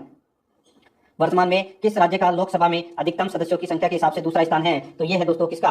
तो ये महाराष्ट्र का है, तो इसमें बी नंबर का ऑप्शन बिल्कुल सही उत्तर हो जाएगा, महाराष्ट्र का। आगे देखिए इसमें 35 नंबर प्रश्न है, उत्तर प्रदेश के बाद सबसे अधिक संसदीय क्षेत्र किस राज्य का है? उत्तर प्रदेश के बाद सबसे अधिक संसदीय क्षेत्र किस राज्य का है? तो ये है दोस्तों किस राज्य का? तो ये महाराष्ट्र का। सी नंबर का ऑप्शन बिल्कुल सही उत्तर हो जाएगा, महाराष्ट्र का। आगे देखिए बिहार में लोकसभा की सीटों की कुल संख्या कितनी है? बिहार में लोकसभा की सीटों की कुल संख्या है वो कितनी है? तो इसका राइट आंसर हो जाएगा वो है दोस्तों 40। कितनी है? 40। लोकसभा में सदस्य संख्या कितनी है? 40 बिहार में, ठीक है। राज्यसभा में 16, तो इसमें ए नंबर का ऑप्शन बिल्कुल सही उत्तर। नेक्स्ट है, छत्तीसगढ़ राज्य में लोकसभा के कितने निर्वाचन क्षेत्र हैं? छत्तीसगढ़ राज्य में लोकसभा के कितने निर्वाचन क्षेत्र हैं? तो वो है दोस्तों 11, ठीक है। कितने हैं? 11, यानी कि छत्तीसगढ़ में लोकसभा सीटों की संख्या कितनी है? तो वो है 11, याद रखना। तो इसका राइट आंसर इसमें A number option sir B number का ऑप्शन बिल्कुल सही उत्तर। नेक्स्ट है, निम्नलिखित 4 राज्यों में से किस राज्य से लोकसभा में सबसे कम सदस्य हैं? तो सबसे कम सदस्य लोकसभा में दोस्तों कौन कौन से में है? मिजोरम में है, नागालैंड में है, लक्षद्वीप में है, दमन एवं दीव में है, पुदुचेरी में है, सिक्किम में है, ठीक है।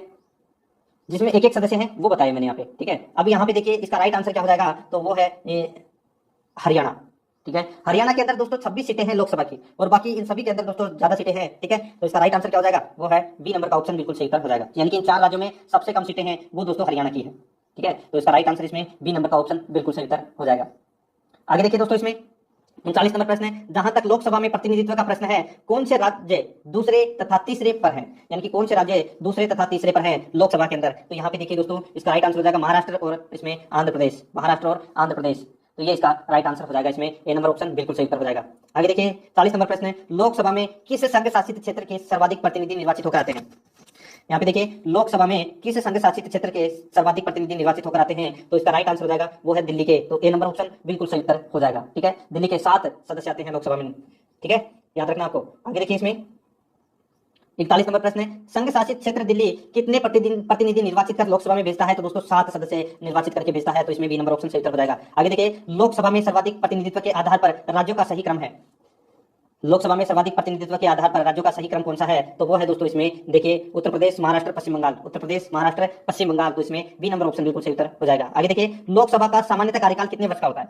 लोकसभा का सामान्यतः कार्यकाल है वो कितने वर्ष का होता है? तो ये होता है दोस्तों 5 वर्ष का। सी नंबर ऑप्शन बिल्कुल सही उत्तर। नेक्स्ट है, आपातकाल के दौरान संसद लोकसभा का कार्यकाल एक बार में कितने समय के लिए बढ़ा सकती है?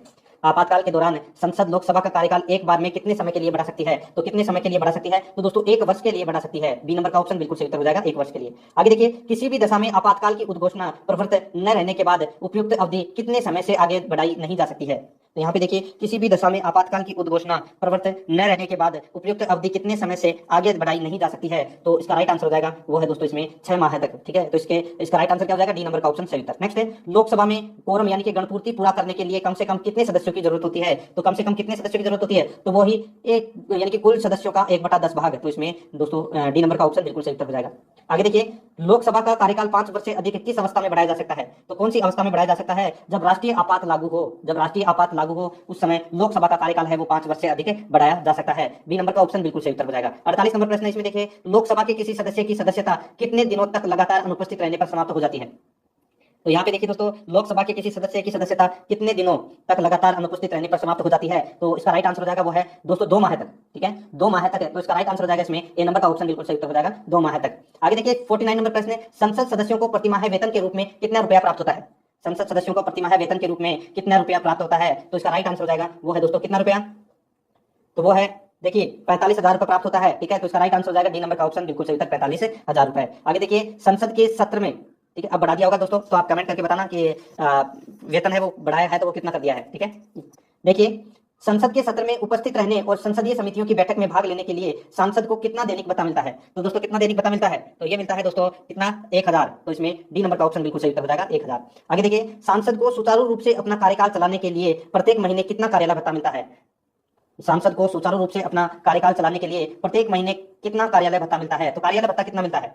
तो ये मिलता है दोस्तों 23,000 रुपए कार्यालय भत्ता मिलता है। डी नंबर का ऑप्शन बिल्कुल सही उत्तर हो जाएगा। आगे देखिए लोकसभा सदस्य अपना त्याग पत्र किसको देते हैं? लोकसभा सदस्य अपना त्याग पत्र किसको देते हैं? तो ये देगा दोस्तों लोकसभा को, लोकसभा अध्यक्ष को, ठीक है। लोकसभा सदस्य अपना त्याग पत्र किसको देंगे? लोकसभा अध्यक्ष को। तो इसमें सी नंबर ऑप्शन सही उत्तर हो जाएगा। नेक्स्ट है, किस वर्ष से भूतपूर्व संसद सदस्यों के लिए पेंशन की व्यवस्था लागू की गई? यानी कि किस वर्ष से भूतपूर्व संसद सदस्यों के लिए पेंशन की व्यवस्था लागू की गई? तो इसका राइट आंसर हो जाएगा वो है दोस्तों 1976। 1976 से पूर्व संसद सदस्यों के लिए पेंशन की व्यवस्था की गई। सी नंबर का ऑप्शन सही उत्तर हो जाएगा। नेक्स्ट है, लोकसभा के बैठक की अंतिम तिथि तथा दूसरी बैठक की प्रथम तिथि के बीच कितने समय से अधिक का अंतराल नहीं होना चाहिए? लोकसभा की यानी कि बैठक की अंतिम तिथि तथा दूसरी बैठक की प्रथम तिथि के बीच में कितने समय से अधिक का अंतराल नहीं होना चाहिए। तो दोस्तों ये अंतराल है ये 6 माह से अधिक का नहीं होना चाहिए। तो इसमें डी नंबर ऑप्शन सही उत्तर हो जाएगा। आगे देखिए 55 नंबर प्रश्न है, लोकसभा के कम से कम कितने सत्र बुलाए जाते हैं। तो लोकसभा के कम से कम कितने सत्र बुलाए जाते हैं। तो दोस्तों वो है वर्ष में 2 बार सत्र बुलाए जाते हैं। तो इसका राइट आंसर हो जाएगा बी नंबर ऑप्शन सही उत्तर, कम से कम 2 बार। ठीक है, आगे देखिए राष्ट्रपति लोकसभा का कार्यकाल पूरा करने के पूर्व भंग कर सकता है।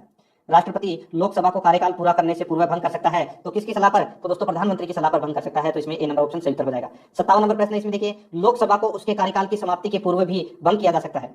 लोकसभा को उसके कार्यकाल की समाप्ति के पूर्व भी भंग किया जा सकता है। तो दोस्तों इसका राइट आंसर हो जाएगा वो है राष्ट्रपति द्वारा मंत्रिपरिषद की सलाह पर। राष्ट्रपति द्वारा मंत्रिपरिषद की सलाह पर सी नंबर का ऑप्शन बिल्कुल सही उत्तर हो जाएगा। आगे देखिए इसमें 58 नंबर प्रश्न, लोकसभा सदस्य बनने के लिए योग्यता नहीं है। लोकसभा सदस्य बनने के लिए योग्यता नहीं है। तो कौन सी नहीं है। तो इसका राइट आंसर हो जाएगा दोस्तों वो है, देखिए उम्र 30 वर्ष कम से कम न हो। तो यहाँ पे दोस्तों ये गलत दे रखा है, 30 वर्ष तो राज्यसभा के लिए है, 25 वर्ष है लोकसभा के लिए। यहाँ पे ये गलत दे रखा है। तो अपना राइट आंसर इसमें बी नंबर ऑप्शन हो जाएगा। आगे देखिए लोकसभा सदस्यों के निर्योग्यता से संबंधित प्रश्नों पर कौन निर्णय करता है। निर्योग्यता से संबंधित प्रश्नों पर कौन निर्णय करता है। तो इसका राइट आंसर हो जाएगा वो है लोकसभा अध्यक्ष। ए नंबर का ऑप्शन बिल्कुल सही उत्तर हो जाएगा, लोकसभा अध्यक्ष। नेक्स्ट है, निम्नलिखित में से किसे लोकसभा का अभिरक्षक कहा जाता है। तो किसे लोकसभा का अभिरक्षक कहा जाता है। तो ये कहा जाता है दोस्तों इसमें लोकसभा अध्यक्ष को, लोकसभा अध्यक्ष को अभिरक्षक कहा जाता है। तो इसका right answer D number option हो जाएगा। नेक्स्ट है, लोकसभा के अध्यक्ष को कौन चुनता है। लोकसभा के अध्यक्ष को कौन चुनता है। तो ये दोस्तों लोकसभा के सदस्य मिलकर चुनते हैं लोकसभा अध्यक्ष को। तो इसमें बी नंबर ऑप्शन सही उत्तर हो जाएगा। आगे देखिए अस्थायी लोकसभा अध्यक्ष प्रोटेम स्पीकर को कौन नियुक्त करता है। अस्थायी लोकसभा अध्यक्ष प्रोटेम स्पीकर को कौन नियुक्त करता है। तो इसका राइट आंसर हो जाएगा दोस्तों वो है इसमें कौन। तो ये राष्ट्रपति नियुक्त करता है। ठीक है, तो इसमें ए नंबर का ऑप्शन बिल्कुल सही उत्तर हो जाएगा। आगे देखिए लोकसभा की बैठक किस प्रकार समाप्त की जाती है। तो लोकसभा की बैठक है वो कौन किस प्रकार समाप्त की जाती है। तो ये की जाती है किसके द्वारा। तो देखिए विघटन द्वारा, सत्रावसान द्वारा, स्थगन द्वारा, यानी कि इन तीनों के द्वारा दोस्तों लोकसभा की बैठक है वो समाप्त की जाती है। तो इसका राइट आंसर हो जाएगा इनमें से सभी द्वारा। 64 नंबर प्रश्न है इसमें देखिए, लोकसभा का विघटन कौन कर सकता है। तो लोकसभा का विघटन है वो कौन कर सकता है। तो वो राष्ट्रपति कर सकता है। ए नंबर का ऑप्शन बिल्कुल सही उत्तर हो जाएगा, राष्ट्रपति। आगे देखिए सामान्यतः 5 वर्ष की समाप्ति से पहले लोकसभा को निम्नलिखित में से किसके द्वारा विघटित किया जा सकता है। सामान्यतः 5 वर्ष की समाप्ति से पहले लोकसभा को निम्नलिखित में से किसके द्वारा विघटित किया जा सकता है। तो इसका राइट आंसर हो जाएगा किसके द्वारा विघटित किया जा सकता है। तो प्रधानमंत्री की संस्तुति से राष्ट्रपति द्वारा ये विघटित किया जा सकता है। तो इसमें सी नंबर ऑप्शन सही हो जाएगा। आगे देखिए लोकसभा की सामान्य अवधि बढ़ाई जा सकती है। तो लोकसभा की सामान्य अवधि बढ़ाई जा सकती है। तो दोस्तों संसद द्वारा पारित अधिनियम से बढ़ाई जा सकती है। तो ए नंबर का ऑप्शन बिल्कुल सही हो जाएगा। आगे देखिए राज्यसभा और लोकसभा की समान शक्तियां किस क्षेत्र में है। राज्यसभा और लोकसभा की समान शक्तियां किस क्षेत्र में है। तो इसका राइट आंसर हो जाएगा दोस्तों वो है इसमें संविधान संशोधन करने के विषय में। तो इसमें बी नंबर का ऑप्शन बिल्कुल सही उत्तर हो जाएगा। आगे देखिए लोकसभा का नेता कौन होता है। तो देखिए लोकसभा का नेता है वो कौन होता है। तो ये होता है दोस्तों लोकसभा अध्यक्ष। क्या सही है। नहीं, लोकसभा का नेता होता है प्रधानमंत्री। तो इसमें बी नंबर ऑप्शन बिल्कुल सही उत्तर हो जाएगा। आगे देखिए इसमें 69 नंबर प्रश्न है, लोकसभा चुनाव में कोई प्रत्याशी अपनी जमानत खो देता है यदि उसे प्राप्त न हो सके। लोकसभा चुनाव में कोई प्रत्याशी अपनी जमानत खो देता है यदि उसे प्राप्त न हो सके। तो दोस्तों क्या प्राप्त न हो सके। तो वो है 1/6 से कम मत प्राप्त हो। तो इसमें सी नंबर का ऑप्शन बिल्कुल सही उत्तर हो जाएगा। आगे देखिए इसमें 70 नंबर प्रश्न, कोई वित्तीय बिल प्रस्तावित हो सकता है। कोई वित्तीय बिल प्रस्तावित हो सकता है। तो दोस्तों इसका राइट आंसर हो जाएगा इसमें केवल लोकसभा में वित्तीय बिल है वो प्रस्तावित हो सकता है। तो इसमें बी नंबर ऑप्शन सही उत्तर हो जाएगा। नेक्स्ट है, निम्न श्रेणियों में से किसके विधेयक केवल लोकसभा में ही प्रारंभ किए जा सकते हैं। निम्न श्रेणियों में से किसके विधेयक केवल लोकसभा में ही प्रारंभ किए जा सकते हैं। तो इसका राइट आंसर हो जाएगा वो है दोस्तों इसमें वित्त विधेयक है। तो इसमें सी नंबर का ऑप्शन बिल्कुल सही उत्तर हो जाएगा, वित्त विधेयक। आगे देखिए किसी विशेष दिन लोकसभा में अधिकतम कितने तारांकित प्रश्न पूछे जा सकते हैं। तो कितने तारांकित प्रश्न हैं वो दोस्तों पूछे जा सकते हैं, ये अपने को इसमें बताना है। तो इसका राइट आंसर क्या हो जाएगा वो है दोस्तों इसमें 20 तारांकित प्रश्न पूछे जा सकते हैं। बी नंबर का ऑप्शन बिल्कुल सही उत्तर हो जाएगा, याद रखना 20 तारांकित प्रश्न। नेक्स्ट है, भारत में क्षेत्रफल की दृष्टि से सबसे बड़ा संसदीय निर्वाचन क्षेत्र कौन सा है। तो भारत में क्षेत्रफल की दृष्टि से सबसे बड़ा संसदीय निर्वाचन क्षेत्र कौन सा है। तो इसका राइट आंसर हो जाएगा वो है इसमें लद्दाख जम्मू कश्मीर। ए नंबर का ऑप्शन बिल्कुल सही उत्तर हो जाएगा, लद्दाख जम्मू कश्मीर। नेक्स्ट है, लोकसभा व राज्यसभा की शक्तियां समान है। तो किसके क्षेत्र में समान है। तो दोस्तों देखिए राष्ट्रपति के निर्वाचन के संबंध में, उपराष्ट्रपति के निर्वाचन के संबंध में, राष्ट्रपति के विरुद्ध महाभियोग के संबंध में दोस्तों लोकसभा व राज्यसभा की शक्तियां समान है। तो इसका राइट आंसर उपरोक्त सभी, डी नंबर ऑप्शन बिल्कुल सही उत्तर। नेक्स्ट है, अविश्वास प्रस्ताव किस सदन में लाया जाता है। तो अविश्वास प्रस्ताव है दोस्तों लोकसभा में लाया जाता है। तो इसमें ए नंबर ऑप्शन सही उत्तर। नेक्स्ट है, लोकसभा में अनुसूचित जाति एवं अनुसूचित जनजाति के लिए सीटों का आरक्षण संविधान के किस अनुच्छेद में उपबंधित है। संविधान में अनुसूचित जाति एवं अनुसूचित जनजातियों के लिए सीटों का आरक्षण संविधान के किस अनुच्छेद में उपबंधित है। तो इसका राइट आंसर हो जाएगा वो है दोस्तों इसमें अनुच्छेद 330 में। सी नंबर का ऑप्शन बिल्कुल सही उत्तर हो जाएगा, अनुच्छेद 330 में। आगे देखिए निम्नलिखित में से कौन सा राज्य लोकसभा में अनुसूचित जनजातियों के सर्वाधिक प्रतिनिधित्व निर्वाचित करता है। तो लोकसभा में अनुसूचित जनजातियों के सर्वाधिक प्रतिनिधि निर्वाचित करता है। तो वो कौन सा राज्य करता है। तो ये करता है दोस्तों इसमें मध्य प्रदेश। सी नंबर का ऑप्शन सही उत्तर हो जाएगा। नेक्स्ट है, निम्नलिखित राज्यों में से किसमें अनुसूचित जनजातियों के लिए लोकसभा में स्थान आरक्षित नहीं है। तो दोस्तों कौन से राज्यों में अनुसूचित जनजातियों के लिए लोकसभा में स्थान आरक्षित नहीं है? तो इसका राइट आंसर हो जाएगा वो है दोस्तों इसमें केरल तथा तमिलनाडु, कर्नाटक तथा केरल, तमिलनाडु तथा कर्नाटक। तो इसका राइट आंसर हो जाएगा उपरोक्त सभी में डी नंबर का ऑप्शन बिल्कुल सही उत्तर हो जाएगा। आगे देखिए 79 नंबर प्रश्न है, किस राज्य में लोकसभा में अनुसूचित जाति एवं अनुसूचित जनजातियों के लिए आरक्षण नहीं है? किस राज्य में लोकसभा में अनुसूचित जाति एवं अनुसूचित जनजातियों के लिए आरक्षण नहीं है? तो इसका राइट आंसर हो जाएगा वो है इसमें देखिए अरुणाचल प्रदेश, जम्मू कश्मीर, गोवा। तो इसका राइट आंसर हो जाएगा इनमें से सभी के लिए आरक्षण नहीं है। तो इसका राइट आंसर इसमें डी नंबर का ऑप्शन बिल्कुल सही उत्तर हो जाएगा। आगे देखिए देश का वह संसदीय निर्वाचन क्षेत्र कौन सा है जिसकी सीमाएं 9 संसदीय निर्वाचन क्षेत्रों को स्पष्ट करती है? तो वो कौन सी है दोस्तों? तो इसका राइट आंसर क्या हो जाएगा? वो है नागौर, राजस्थान। ठीक है, यानी कि जिसकी सीमाएं 9 संसदीय निर्वाचन क्षेत्रों से स्पष्ट करती है तो वो है दोस्तों इसमें नागौर, राजस्थान। बहुत ही अच्छा प्रश्न है, डी नंबर का ऑप्शन बिल्कुल सही उत्तर हो जाएगा। नेक्स्ट है, किस लोकसभा में निर्वाचित महिला सांसदों की संख्या सबसे कम थी?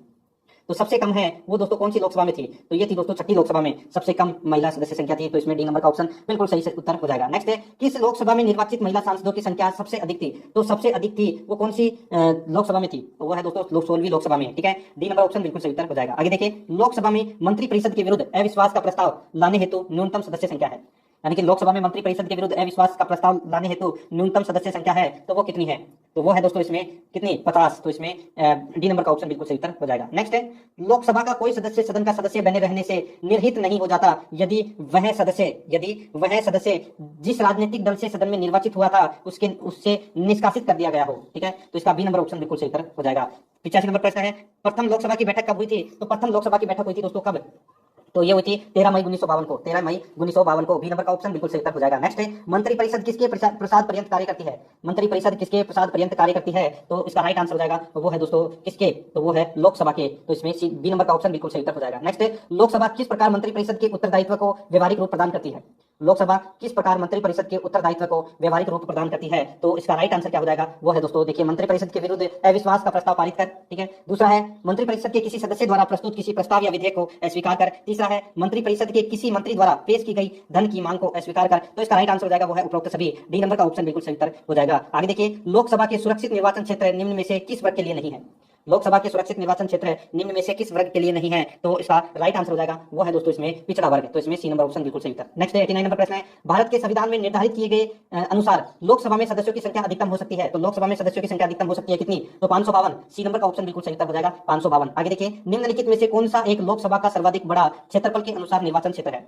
निम्नलिखित में से कौन सा एक लोकसभा का सर्वाधिक बड़ा क्षेत्रफल के अनुसार निर्वाचन क्षेत्र है? तो इसका राइट आंसर हो जाएगा वो है दोस्तों इसमें लद्दाख। बी नंबर ऑप्शन बिल्कुल सही उत्तर। आगे देखिए 91 नंबर प्रश्न है, लोकसभा में राज्यों को किस आधार पर सीटें आवंटित होती है? तो किस आधार पर सीटें आवंटित होती है? तो दोस्तों जनसंख्या के आधार पर सीटें आवंटित होती है। ए नंबर ऑप्शन सही उत्तर। नेक्स्ट है, भारत के राष्ट्रपति की अनुशंसा पर लोकसभा को भंग कर सकते हैं? तो दोस्तों वो है भारत के राष्ट्रपति मंत्रिपरिषद की अनुशंसा पर लोकसभा को भंग कर सकते हैं। तो मंत्रिपरिषद इसका right answer D number option. Next है, संसद का चुनाव लड़ने के लिए प्रत्याशी की न्यूनतम आयु कितनी होनी चाहिए? तो न्यूनतम आयु कितनी होनी चाहिए? तो दोस्तों वो है 25 वर्ष होनी चाहिए न्यूनतम आयु। सी नंबर ऑप्शन बिल्कुल सही उत्तर हो जाएगा। आगे देखिए संसद के दोनों सदनों की संयुक्त बैठक को भेजा गया विधेयक का पारित होना होता है। संसद के दोनों सदनों की संयुक्त बैठक को भेजा गया विधेयक का पारित होना होता है। तो इसका राइट आंसर हो जाएगा वो है दोस्तों उपस्थित सदस्यों के साधारण बहुमत से। तो इसमें ए नंबर ऑप्शन बिल्कुल सही उत्तर हो जाएगा। नेक्स्ट है, शून्यकाल क्या है? तो यहाँ पे देखिए शून्यकाल है वो क्या है? तो इसका राइट आंसर हो जाएगा वो है जब सदन में अति महत्वपूर्ण मामलों पर विचार होता है। सी नंबर का ऑप्शन बिल्कुल सही उत्तर होता है। ठीक है, आगे देखिए लोकसभा का सत्र एक वर्ष में न्यूनतम कितनी बार बुलाया जाता है? तो एक वर्ष में न्यूनतम बार 2 बार बुलाया जाता है। ठीक है, तो इसका राइट आंसर इसमें ए नंबर ऑप्शन सही उत्तर। नेक्स्ट है, एक बल लोकसभा में विपक्षी दल होने का दावा करता है, एक दल लोकसभा में विपक्षी दल होने का दावा करता है, उसके पास न्यूनतम कितने सांसद लोकसभा में होने चाहिए? तो कितने सदस्य लोकसभा में होने चाहिए? तो वो है दोस्तों 55। ए नंबर का ऑप्शन बिल्कुल सही उत्तर हो जाएगा। आगे देखिए लोकसभा के लिए वर्तमान में निर्वाचित किए जाने वाले सदस्यों की अधिकतम संख्या कितनी है? लोकसभा के लिए वर्तमान में निर्वाचित किए जाने वाले सदस्यों की अधिकतम संख्या कितनी है? तो दोस्तों कितनी है? तो वो है 543। ठीक है, 543 और 2 है वो राष्ट्रपति मनोनीत करता है। टोटल 545 हो गए। ठीक है, तो इसमें सी नंबर ऑप्शन सही उत्तर हो जाएगा। नेक्स्ट है, भारतीय संसद में शामिल है। तो दोस्तों भारतीय संसद में कौन कौन शामिल है? तो देखिए लोकसभा, राज्यसभा और दोस्तों साथ में राष्ट्रपति भी है। ठीक है, तो इसका राइट आंसर हो जाएगा इसमें 3 कर लेना, लोकसभा, राज्यसभा और राष्ट्रपति। ठीक है, सी नंबर ऑप्शन सही उत्तर। नेक्स्ट है, भारतीय संविधान के अनुसार धन संबंधी विधेयक सर्वप्रथम लोकसभा में प्रस्तुत किया जाता है। तो इसमें डी नंबर ऑप्शन बिल्कुल सही। भारतीय संसद के अपर हाउस को किस नाम से जाना जाता है? एक तो होता है दोस्तों निम्न हाउस और एक होता है अपर हाउस, यानी कि निम्न सदन और एक ऊपरी सदन। तो दोस्तों इसका राइट आंसर हो जाएगा ऊपरी सदन बोलते हैं, यानी कि अपर हाउस बोलते हैं राज्यसभा को, और निम्न सदन बोलते हैं दोस्तों किसको? तो लोकसभा को। ठीक है, तो इसका राइट आंसर हो जाएगा इसमें ए नंबर का ऑप्शन बिल्कुल सही उत्तर हो जाएगा। आगे देखिए राज्यसभा को स्थायी सदन कहते हैं, क्योंकि राज्यसभा को स्थायी सदन कहते हैं। क्यों कहते हैं स्थायी सदन? क्योंकि इसे विघटित नहीं किया जा सकता, है। तो अपना इसमें बी नंबर का ऑप्शन बिल्कुल सही उत्तर हो जाएगा। आगे देखिए 3 नंबर का प्रश्न, राज्यसभा में सीटों की अधिकतम संख्या कितनी हो सकती है? राज्यसभा में सीटों की संख्या अधिकतम कितनी हो सकती है? तो अधिकतम सीटों की संख्या दोस्तों 250 हो सकती है। कितनी हो सकती है? 250। ए नंबर का ऑप्शन बिल्कुल सही उत्तर हो जाएगा 250। आगे देखिए 4 नंबर का प्रश्न है, वर्तमान समय में राज्यसभा में सदस्यों की प्रभावी संख्या कितनी है? यानी कि वर्तमान में राज्यसभा में सदस्यों की प्रभावी संख्या है वो कितनी है? तो वो है 245। अधिकतम कितनी हो सकती है? 250। ठीक है, तो इसका राइट आंसर हो जाएगा इसमें बी नंबर का ऑप्शन 245 अभी प्रभावी संख्या है। लोकसभा की बात करें तो दोस्तों 545 वर्तमान में सदस्य हैं और अधिकतम 552 है वो हो सकते हैं सदस्य। ठीक है, तो इसमें बी नंबर का ऑप्शन 245। आगे देखिए, राज्यसभा के लिए राष्ट्रपति द्वारा कितने सदस्य मनोनीत किए जाते हैं? तो देखिए, राज्यसभा में राष्ट्रपति द्वारा 12 सदस्य मनोनीत किए जाते हैं और 2 लोकसभा के लिए मनोनीत किया जाता है, यानी कि टोटल 14 सदस्य है वो राष्ट्रपति मनोनीत करता है। तो इस प्रश्न का राइट आंसर बी नंबर का ऑप्शन बिल्कुल सही उत्तर। 6 नंबर प्रश्न इसमें देखिए, राज्यसभा में प्रतिनिधित्व होता है, तो राज्यसभा में प्रतिनिधित्व होता है, किसका प्रतिनिधित्व होता है? तो दोस्तों राज्यों का होता है और संघ शासित क्षेत्रों का होता है, यानी कि दोनों का इसमें प्रतिनिधित्व होता है। तो इस प्रश्न का राइट आंसर उपरोक्त है दोनों का, सी नंबर का ऑप्शन बिल्कुल सही उत्तर हो जाएगा। 7 नंबर का प्रश्न है, जिन संघ शासित क्षेत्रों में विधानसभाएं नहीं होती है उनके प्रतिनिधि किस प्रकार चुने जाते हैं? यानी कि जिन संघ शासित क्षेत्रों में विधानसभाएं नहीं होती उनके प्रतिनिधि किस प्रकार चुने जाते हैं? तो दोस्तों किस प्रकार चुने जाते हैं? तो विशेष निर्वाचक मंडल द्वारा चुने जाते हैं, याद रखना, विशेष निर्वाचक मंडल द्वारा चुने जाते हैं। तो इसका राइट आंसर इसमें ए नंबर का ऑप्शन बिल्कुल सही उत्तर हो जाएगा। आगे देखिए, राज्यसभा में सदस्यों का निर्वाचन होता है, तो राज्यसभा में सदस्यों का निर्वाचन है वो कैसे होता है? तो ये होता है आनुपातिक प्रतिनिधित्व के अनुसार एकल संक्रमणीय मत पद्धति द्वारा। आनुपातिक प्रतिनिधित्व के अनुसार एकल संक्रमणीय मत पद्धति द्वारा राज्यसभा के सदस्यों का निर्वाचन होता है। डी नंबर का ऑप्शन बिल्कुल सही उत्तर हो जाएगा। आगे देखिए 9 नंबर प्रश्न, राज्यसभा के लिए प्रत्येक राज्य के प्रतिनिधियों का निर्वाचन कौन करता है? राज्यसभा के लिए प्रत्येक राज्य के प्रतिनिधियों का निर्वाचन कौन करता है? तो इसका राइट आंसर हो जाएगा वो है दोस्तों विधानसभा के निर्वाचित सदस्य, यानी कि विधानसभा के निर्वाचित सदस्य ही राज्यसभा में अपना सदस्य भेजते हैं। तो इसका राइट आंसर ए नंबर का ऑप्शन बिल्कुल सही उत्तर हो जाएगा। आगे देखिए 10 नंबर का प्रश्न है, राज्यसभा में राज्यों का प्रतिनिधित्व किस बात पर निर्भर करता है? राज्यसभा में राज्यों का प्रतिनिधित्व किस बात पर निर्भर करता है? तो वो है राज्य की जनसंख्या पर निर्भर करता है दोस्तों, राज्यों का प्रतिनिधित्व है राज्यसभा में। ठीक है, तो इसका राइट आंसर राज्य की जनसंख्या, बी नंबर ऑप्शन बिल्कुल सही उत्तर। नेक्स्ट है, राज्यसभा में किस राज्य के प्रतिनिधियों की संख्या सर्वाधिक है? राज्यसभा में किस राज्य के प्रतिनिधियों की संख्या सर्वाधिक है? तो इसका राइट आंसर हो जाएगा, सबको पता है तो उत्तर प्रदेश में सर्वाधिक सीटें हैं। ठीक है, तो इसका राइट आंसर इसमें डी नंबर का ऑप्शन बिल्कुल सही उत्तर हो जाएगा। कितने सदस्य चुने जाते हैं राज्यसभा के लिए? तो दोस्तों 31 सदस्य हैं वो सर्वाधिक राज्यसभा में चुने जाते हैं उत्तर प्रदेश यानी कि यूपी से। तो इसमें डी नंबर ऑप्शन बिल्कुल सही उत्तर हो जाएगा। 12 नंबर का प्रश्न इसमें देखिए, उत्तर प्रदेश से राज्यसभा के लिए कितने सदस्य चुने जाते हैं? उत्तर प्रदेश से राज्यसभा के लिए कितने सदस्य चुने जाते हैं? तो दोस्तों कितने सदस्य चुने जाते हैं? तो 31 सदस्य चुने जाते हैं, मैंने अभी आपको बताया, सी नंबर का ऑप्शन बिल्कुल सही उत्तर हो जाएगा। आगे देखिए 13 नंबर का प्रश्न है, निम्नलिखित राज्यों के युग्मों में से किसको राज्यसभा के समान प्रतिनिधित्व मिलता है? तो दोस्तों किस राज्यों के युग्मों में से किसको राज्यसभा में समान प्रतिनिधित्व मिलता है, यानी कि सबकी सीटें बराबर है? तो देखिए, आंध्र प्रदेश, मध्य प्रदेश, बिहार, पश्चिम बंगाल, ओडिशा और राजस्थान, इन 6 राज्यों को दोस्तों समान प्रतिनिधित्व मिलता है। ठीक है, तो इसका राइट आंसर हो जाएगा इसमें उपरोक्त सभी, डी नंबर का ऑप्शन बिल्कुल सही उत्तर हो जाएगा। आगे देखिए 14 नंबर का प्रश्न है, निम्नलिखित में से किस संघ शासित क्षेत्र का राज्यसभा में प्रतिनिधित्व है? तो किस संघ शासित क्षेत्र का राज्यसभा में प्रतिनिधित्व है? तो दोस्तों दिल्ली व पुदुचेरी संघ शासित क्षेत्र का राज्यसभा में प्रतिनिधित्व है। तो इसमें ए नंबर ऑप्शन बिल्कुल सही उत्तर हो जाएगा। 15 नंबर का प्रश्न है इसमें देखिए, निम्नलिखित राज्य युग्मों में से किसे राज्यसभा में समान प्रतिनिधित्व प्राप्त है? तो समान प्रतिनिधित्व है वो दोस्तों इनमें से किसको प्राप्त है? तो दोस्तों मध्य प्रदेश और गुजरात को समान प्रतिनिधित्व प्राप्त है। बी नंबर का ऑप्शन बिल्कुल सही उत्तर हो जाएगा। आगे देखिए, बिहार से राज्यसभा के लिए कितने सदस्य निर्वाचित होते हैं? बिहार से राज्यसभा के लिए कितने सदस्य निर्वाचित होते हैं? तो दोस्तों 16 सदस्य निर्वाचित होते हैं बिहार से राज्यसभा में। डी नंबर का ऑप्शन बिल्कुल सही उत्तर हो जाएगा। आगे देखिए, राज्यसभा में सर्वाधिक प्रतिनिधित्व के आधार पर राज्यों का सही अवरोही क्रम है। राज्यसभा में सर्वाधिक प्रतिनिधित्व के आधार पर राज्यों का सही अवरोही क्रम है वो कौन सा है? तो वो है दोस्तों सबसे ज्यादा उत्तर प्रदेश, फिर महाराष्ट्र, फिर तमिलनाडु। ठीक है, तो इसका राइट आंसर हो जाएगा इसमें ए नंबर का ऑप्शन बिल्कुल सही उत्तर। 18 नंबर का प्रश्न इसमें देखिए, राज्यसभा के चुनाव हेतु एक अभ्यर्थी की आयु निम्नलिखित में से कम होनी चाहिए, यानी कि राज्यसभा के चुनाव के लिए एक अभ्यर्थी की आयु है वो कम से कम कितनी होनी चाहिए? तो कम से कम 30 वर्ष होनी चाहिए। राष्ट्रपति और उपराष्ट्रपति की आयु है वो दोस्तों कम से कम 35 वर्ष होनी चाहिए। ठीक है, और राज्यसभा के सदस्य के लिए कम से कम 30 वर्ष और लोकसभा के सदस्य के लिए दोस्तों 25 वर्ष और सरपंच के लिए दोस्तों 21 वर्ष। ठीक है, तो इसमें सी नंबर ऑप्शन बिल्कुल सही उत्तर हो जाएगा। आगे देखिए, राज्यसभा के सदस्यों के लिए न्यूनतम आयु, तो दोस्तों न्यूनतम आयु है वो 30 वर्ष होनी चाहिए। तो इसका right answer C number option सही उत्तर। नेक्स्ट है, राज्यसभा के सदस्यों का कार्यकाल कितने वर्ष का होता है? तो कितने वर्ष का होता है? तो ये तो दोस्तों सभी को पता होगा 6 वर्ष का होता है और प्रत्येक 2 वर्ष में दोस्तों 1/3 सदस्य है वो बाहर हो जाते हैं, यानी कि सेवानिवृत्त हो जाते हैं। ठीक है, तो इसमें 6 वर्ष का कार्यकाल होता है। डी नंबर ऑप्शन बिल्कुल सही उत्तर। नेक्स्ट है, राज्यसभा के सदस्य चुने जाते हैं तो दोस्तों 6 वर्ष के लिए चुने जाते हैं। सी नंबर ऑप्शन सही उत्तर। नेक्स्ट है, राज्यसभा के 1/3 सदस्य प्रत्येक कितने वर्ष पश्चात सेवानिवृत्त होते हैं तथा नए 1/3 सदस्य उनका स्थान लेते हैं? तो दोस्तों ये मैंने अभी आपको बताया था कि प्रत्येक 2 वर्ष में, यानी कि प्रत्येक 2 वर्ष पश्चात 1/3 सदस्य है वो सेवानिवृत्त हो जाते हैं और उनके स्थान पर 1/3 सदस्य है वो नए आ जाते हैं। तो इसका राइट आंसर ए नंबर का ऑप्शन सही उत्तर हो जाएगा 2 वर्ष। नेक्स्ट है 23 नंबर प्रश्न इसमें देखिए, क्या राष्ट्रपति लोकसभा की भांति राज्यसभा को भंग कर सकता है? क्या राष्ट्रपति लोकसभा की भांति राज्यसभा को भंग कर सकता है? तो दोस्तों नहीं, राज्यसभा को दोस्तों भंग नहीं किया जा सकता क्योंकि वो स्थायी सदन है। तो इसमें बी नंबर का ऑप्शन बिल्कुल सही उत्तर हो जाएगा। 24 नंबर प्रश्न है, क्या राज्यसभा के सभी सदस्यों का निर्वाचन एक साथ होता है? तो दोस्तों नहीं, एक साथ नहीं होता। मैंने अभी आपको बताया कि प्रत्येक 2 वर्ष में 1/3 सदस्य सेवानिवृत्त हो जाते हैं, तो उनके स्थान पर 1/3 सदस्य नए आते हैं, तो एक साथ तो निर्वाचन होने से रहा। तो इसका right answer B number option सही उत्तर हो जाएगा। आगे देखिए, लोकसभा की भांति राज्यसभा कभी भंग नहीं होती है, किंतु लोकसभा की भांति राज्यसभा कभी भंग नहीं होती। तो दोस्तों इसका राइट आंसर हो जाएगा वो है प्रत्येक 2 वर्ष बाद उसके 1/3 सदस्यों की सदस्यता समाप्त हो जाती है, इसलिए दोस्तों राज्यसभा है वो भंग नहीं होती। तो इसका राइट आंसर हो जाएगा इसमें बी नंबर का ऑप्शन बिल्कुल सही उत्तर हो जाएगा। ठीक है, आगे देखिए, निम्नलिखित में से कौन सा कथन सही नहीं है? तो यहाँ पे कौन सा कथन है वो सही नहीं है, वो अपने को बताना है। देखिए, राज्यसभा की अधिकतम सदस्य संख्या 250 है, बिल्कुल सही है। राज्यसभा निरंतरता का प्रतीक है, बिल्कुल सही है, स्थायी सदन है। आगे देखिए, राज्यसभा के 2/3 सदस्य प्रत्येक दूसरे वर्ष की समाप्ति पर पदमुक्त होते हैं। यहाँ पे देखिए, प्रत्येक दूसरे वर्ष की समाप्ति पर पदमुक्त हो जाते हैं।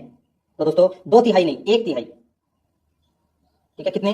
1/3। तो यहाँ पे ये गलत दे रखा है दोस्तों यहाँ पे। ठीक है, तो अपना सी नंबर का ऑप्शन है वो इसका बिल्कुल सही उत्तर हो जाएगा क्योंकि ये ऐसा कथन है। आगे देखिए, इसमें डी नंबर का और देख लेते हैं।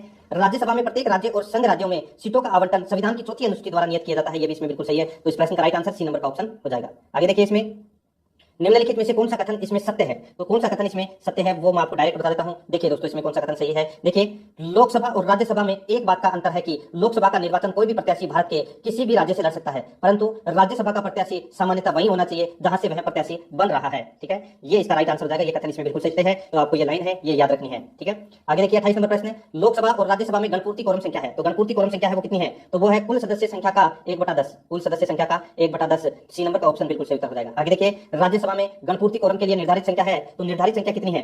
तो सीधा सा है, टोटल सीटें कितनी है? 250, और 250 का दोस्तों 10% निकालेंगे तो कितना हो जाएगा? 25, यानी कि 25 सदस्य कम से कम होनी चाहिए राज्यसभा में सभा स्टार्ट करने के लिए। ठीक है, तो इसका राइट आंसर हो जाएगा ए नंबर का ऑप्शन बिल्कुल सही उत्तर। नेक्स्ट है, राज्यसभा को भंग करने का अधिकार किसे प्राप्त है? तो राज्यसभा को भंग करने का अधिकार है वो दोस्तों किसको प्राप्त है? तो किसी को नहीं प्राप्त है, राज्यसभा को कोई भंग नहीं कर सकता। डी नंबर का ऑप्शन बिल्कुल सही उत्तर हो जाएगा। आगे देखिए, राज्यसभा का सभापति कौन होता है? तो दोस्तों उपराष्ट्रपति। राज्यसभा का सभापति कौन होता है? उपराष्ट्रपति। तो इसका बी नंबर ऑप्शन बिल्कुल सही उत्तर हो जाएगा। आगे देखिए, इसमें किस सदन में अध्यक्ष उस सदन का सदस्य नहीं होता? इस सदन में अध्यक्ष उस सदन का नहीं होता। तो दोस्तों सीधा सा है, इसमें राज्यसभा में जो अध्यक्ष होता है यानी कि सभापति होता है वो राज्यसभा का सदस्य नहीं होता। ठीक है, ये आपको इसमें याद रखना है। उपराष्ट्रपति को बनाया जाता है सभापति। आगे देखिए, राज्यसभा के सभापति का चुनाव कौन करता है? तो राज्यसभा के सभापति का चुनाव है वो लोकसभा और राज्यसभा के सभी सदस्य मिलकर दोस्तों राज्यसभा के सभापति का चुनाव करते हैं। तो इसका बी नंबर ऑप्शन सही उत्तर हो जाएगा। नेक्स्ट है, राज्यसभा का सभापति। राज्यसभा का सभापति दोस्तों लोकसभा एवं राज्यसभा के सदस्यों द्वारा संयुक्त रूप से चुना जाता है। बी नंबर का ऑप्शन बिल्कुल सही उत्तर हो जाएगा। देखिए, ये जो मैं प्रश्न आपको करवा रहा हूँ ये विभिन्न परीक्षाओं में पूछे हुए हैं, इसलिए बहुत ही ज्यादा महत्वपूर्ण है। कभी आप सोचो कि इसका भी उत्तर सेम है उसका भी उत्तर सेम है, तो ये 2 प्रश्न क्यों लेके आए, एक ही हो जाता है इसकी जगह। तो दोस्तों ये दोनों के दोनों प्रश्न है सेम इसी की तरह ये पूछे जा चुके हैं, इसलिए मैं सिर्फ आपको वही प्रश्न करवा रहा हूं जो परीक्षा में बार-बार पूछे जाते हैं, इसलिए आपको पूरे के पूरे प्रश्न है वो देखने बहुत जरूरी है। 35 नंबर प्रश्न है, निम्नलिखित में से किसकी अध्यक्षता सदस्य द्वारा की जाती है? तो दोस्तों इसका राइट आंसर हो जाएगा वो है दोस्तों इसमें राज्यसभा। ठीक है, तो इसका बी नंबर का ऑप्शन बिल्कुल सॉरी सदस्य द्वारा की जाती है। सदस्य यानी कि जिसका सदस्य नहीं होता तो वो है राज्यसभा। बी नंबर ऑप्शन बिल्कुल सही उत्तर। नेक्स्ट है, राज्यसभा के सभापति की अनुपस्थिति में राज्यसभा का कार्य संचालन कौन करता है?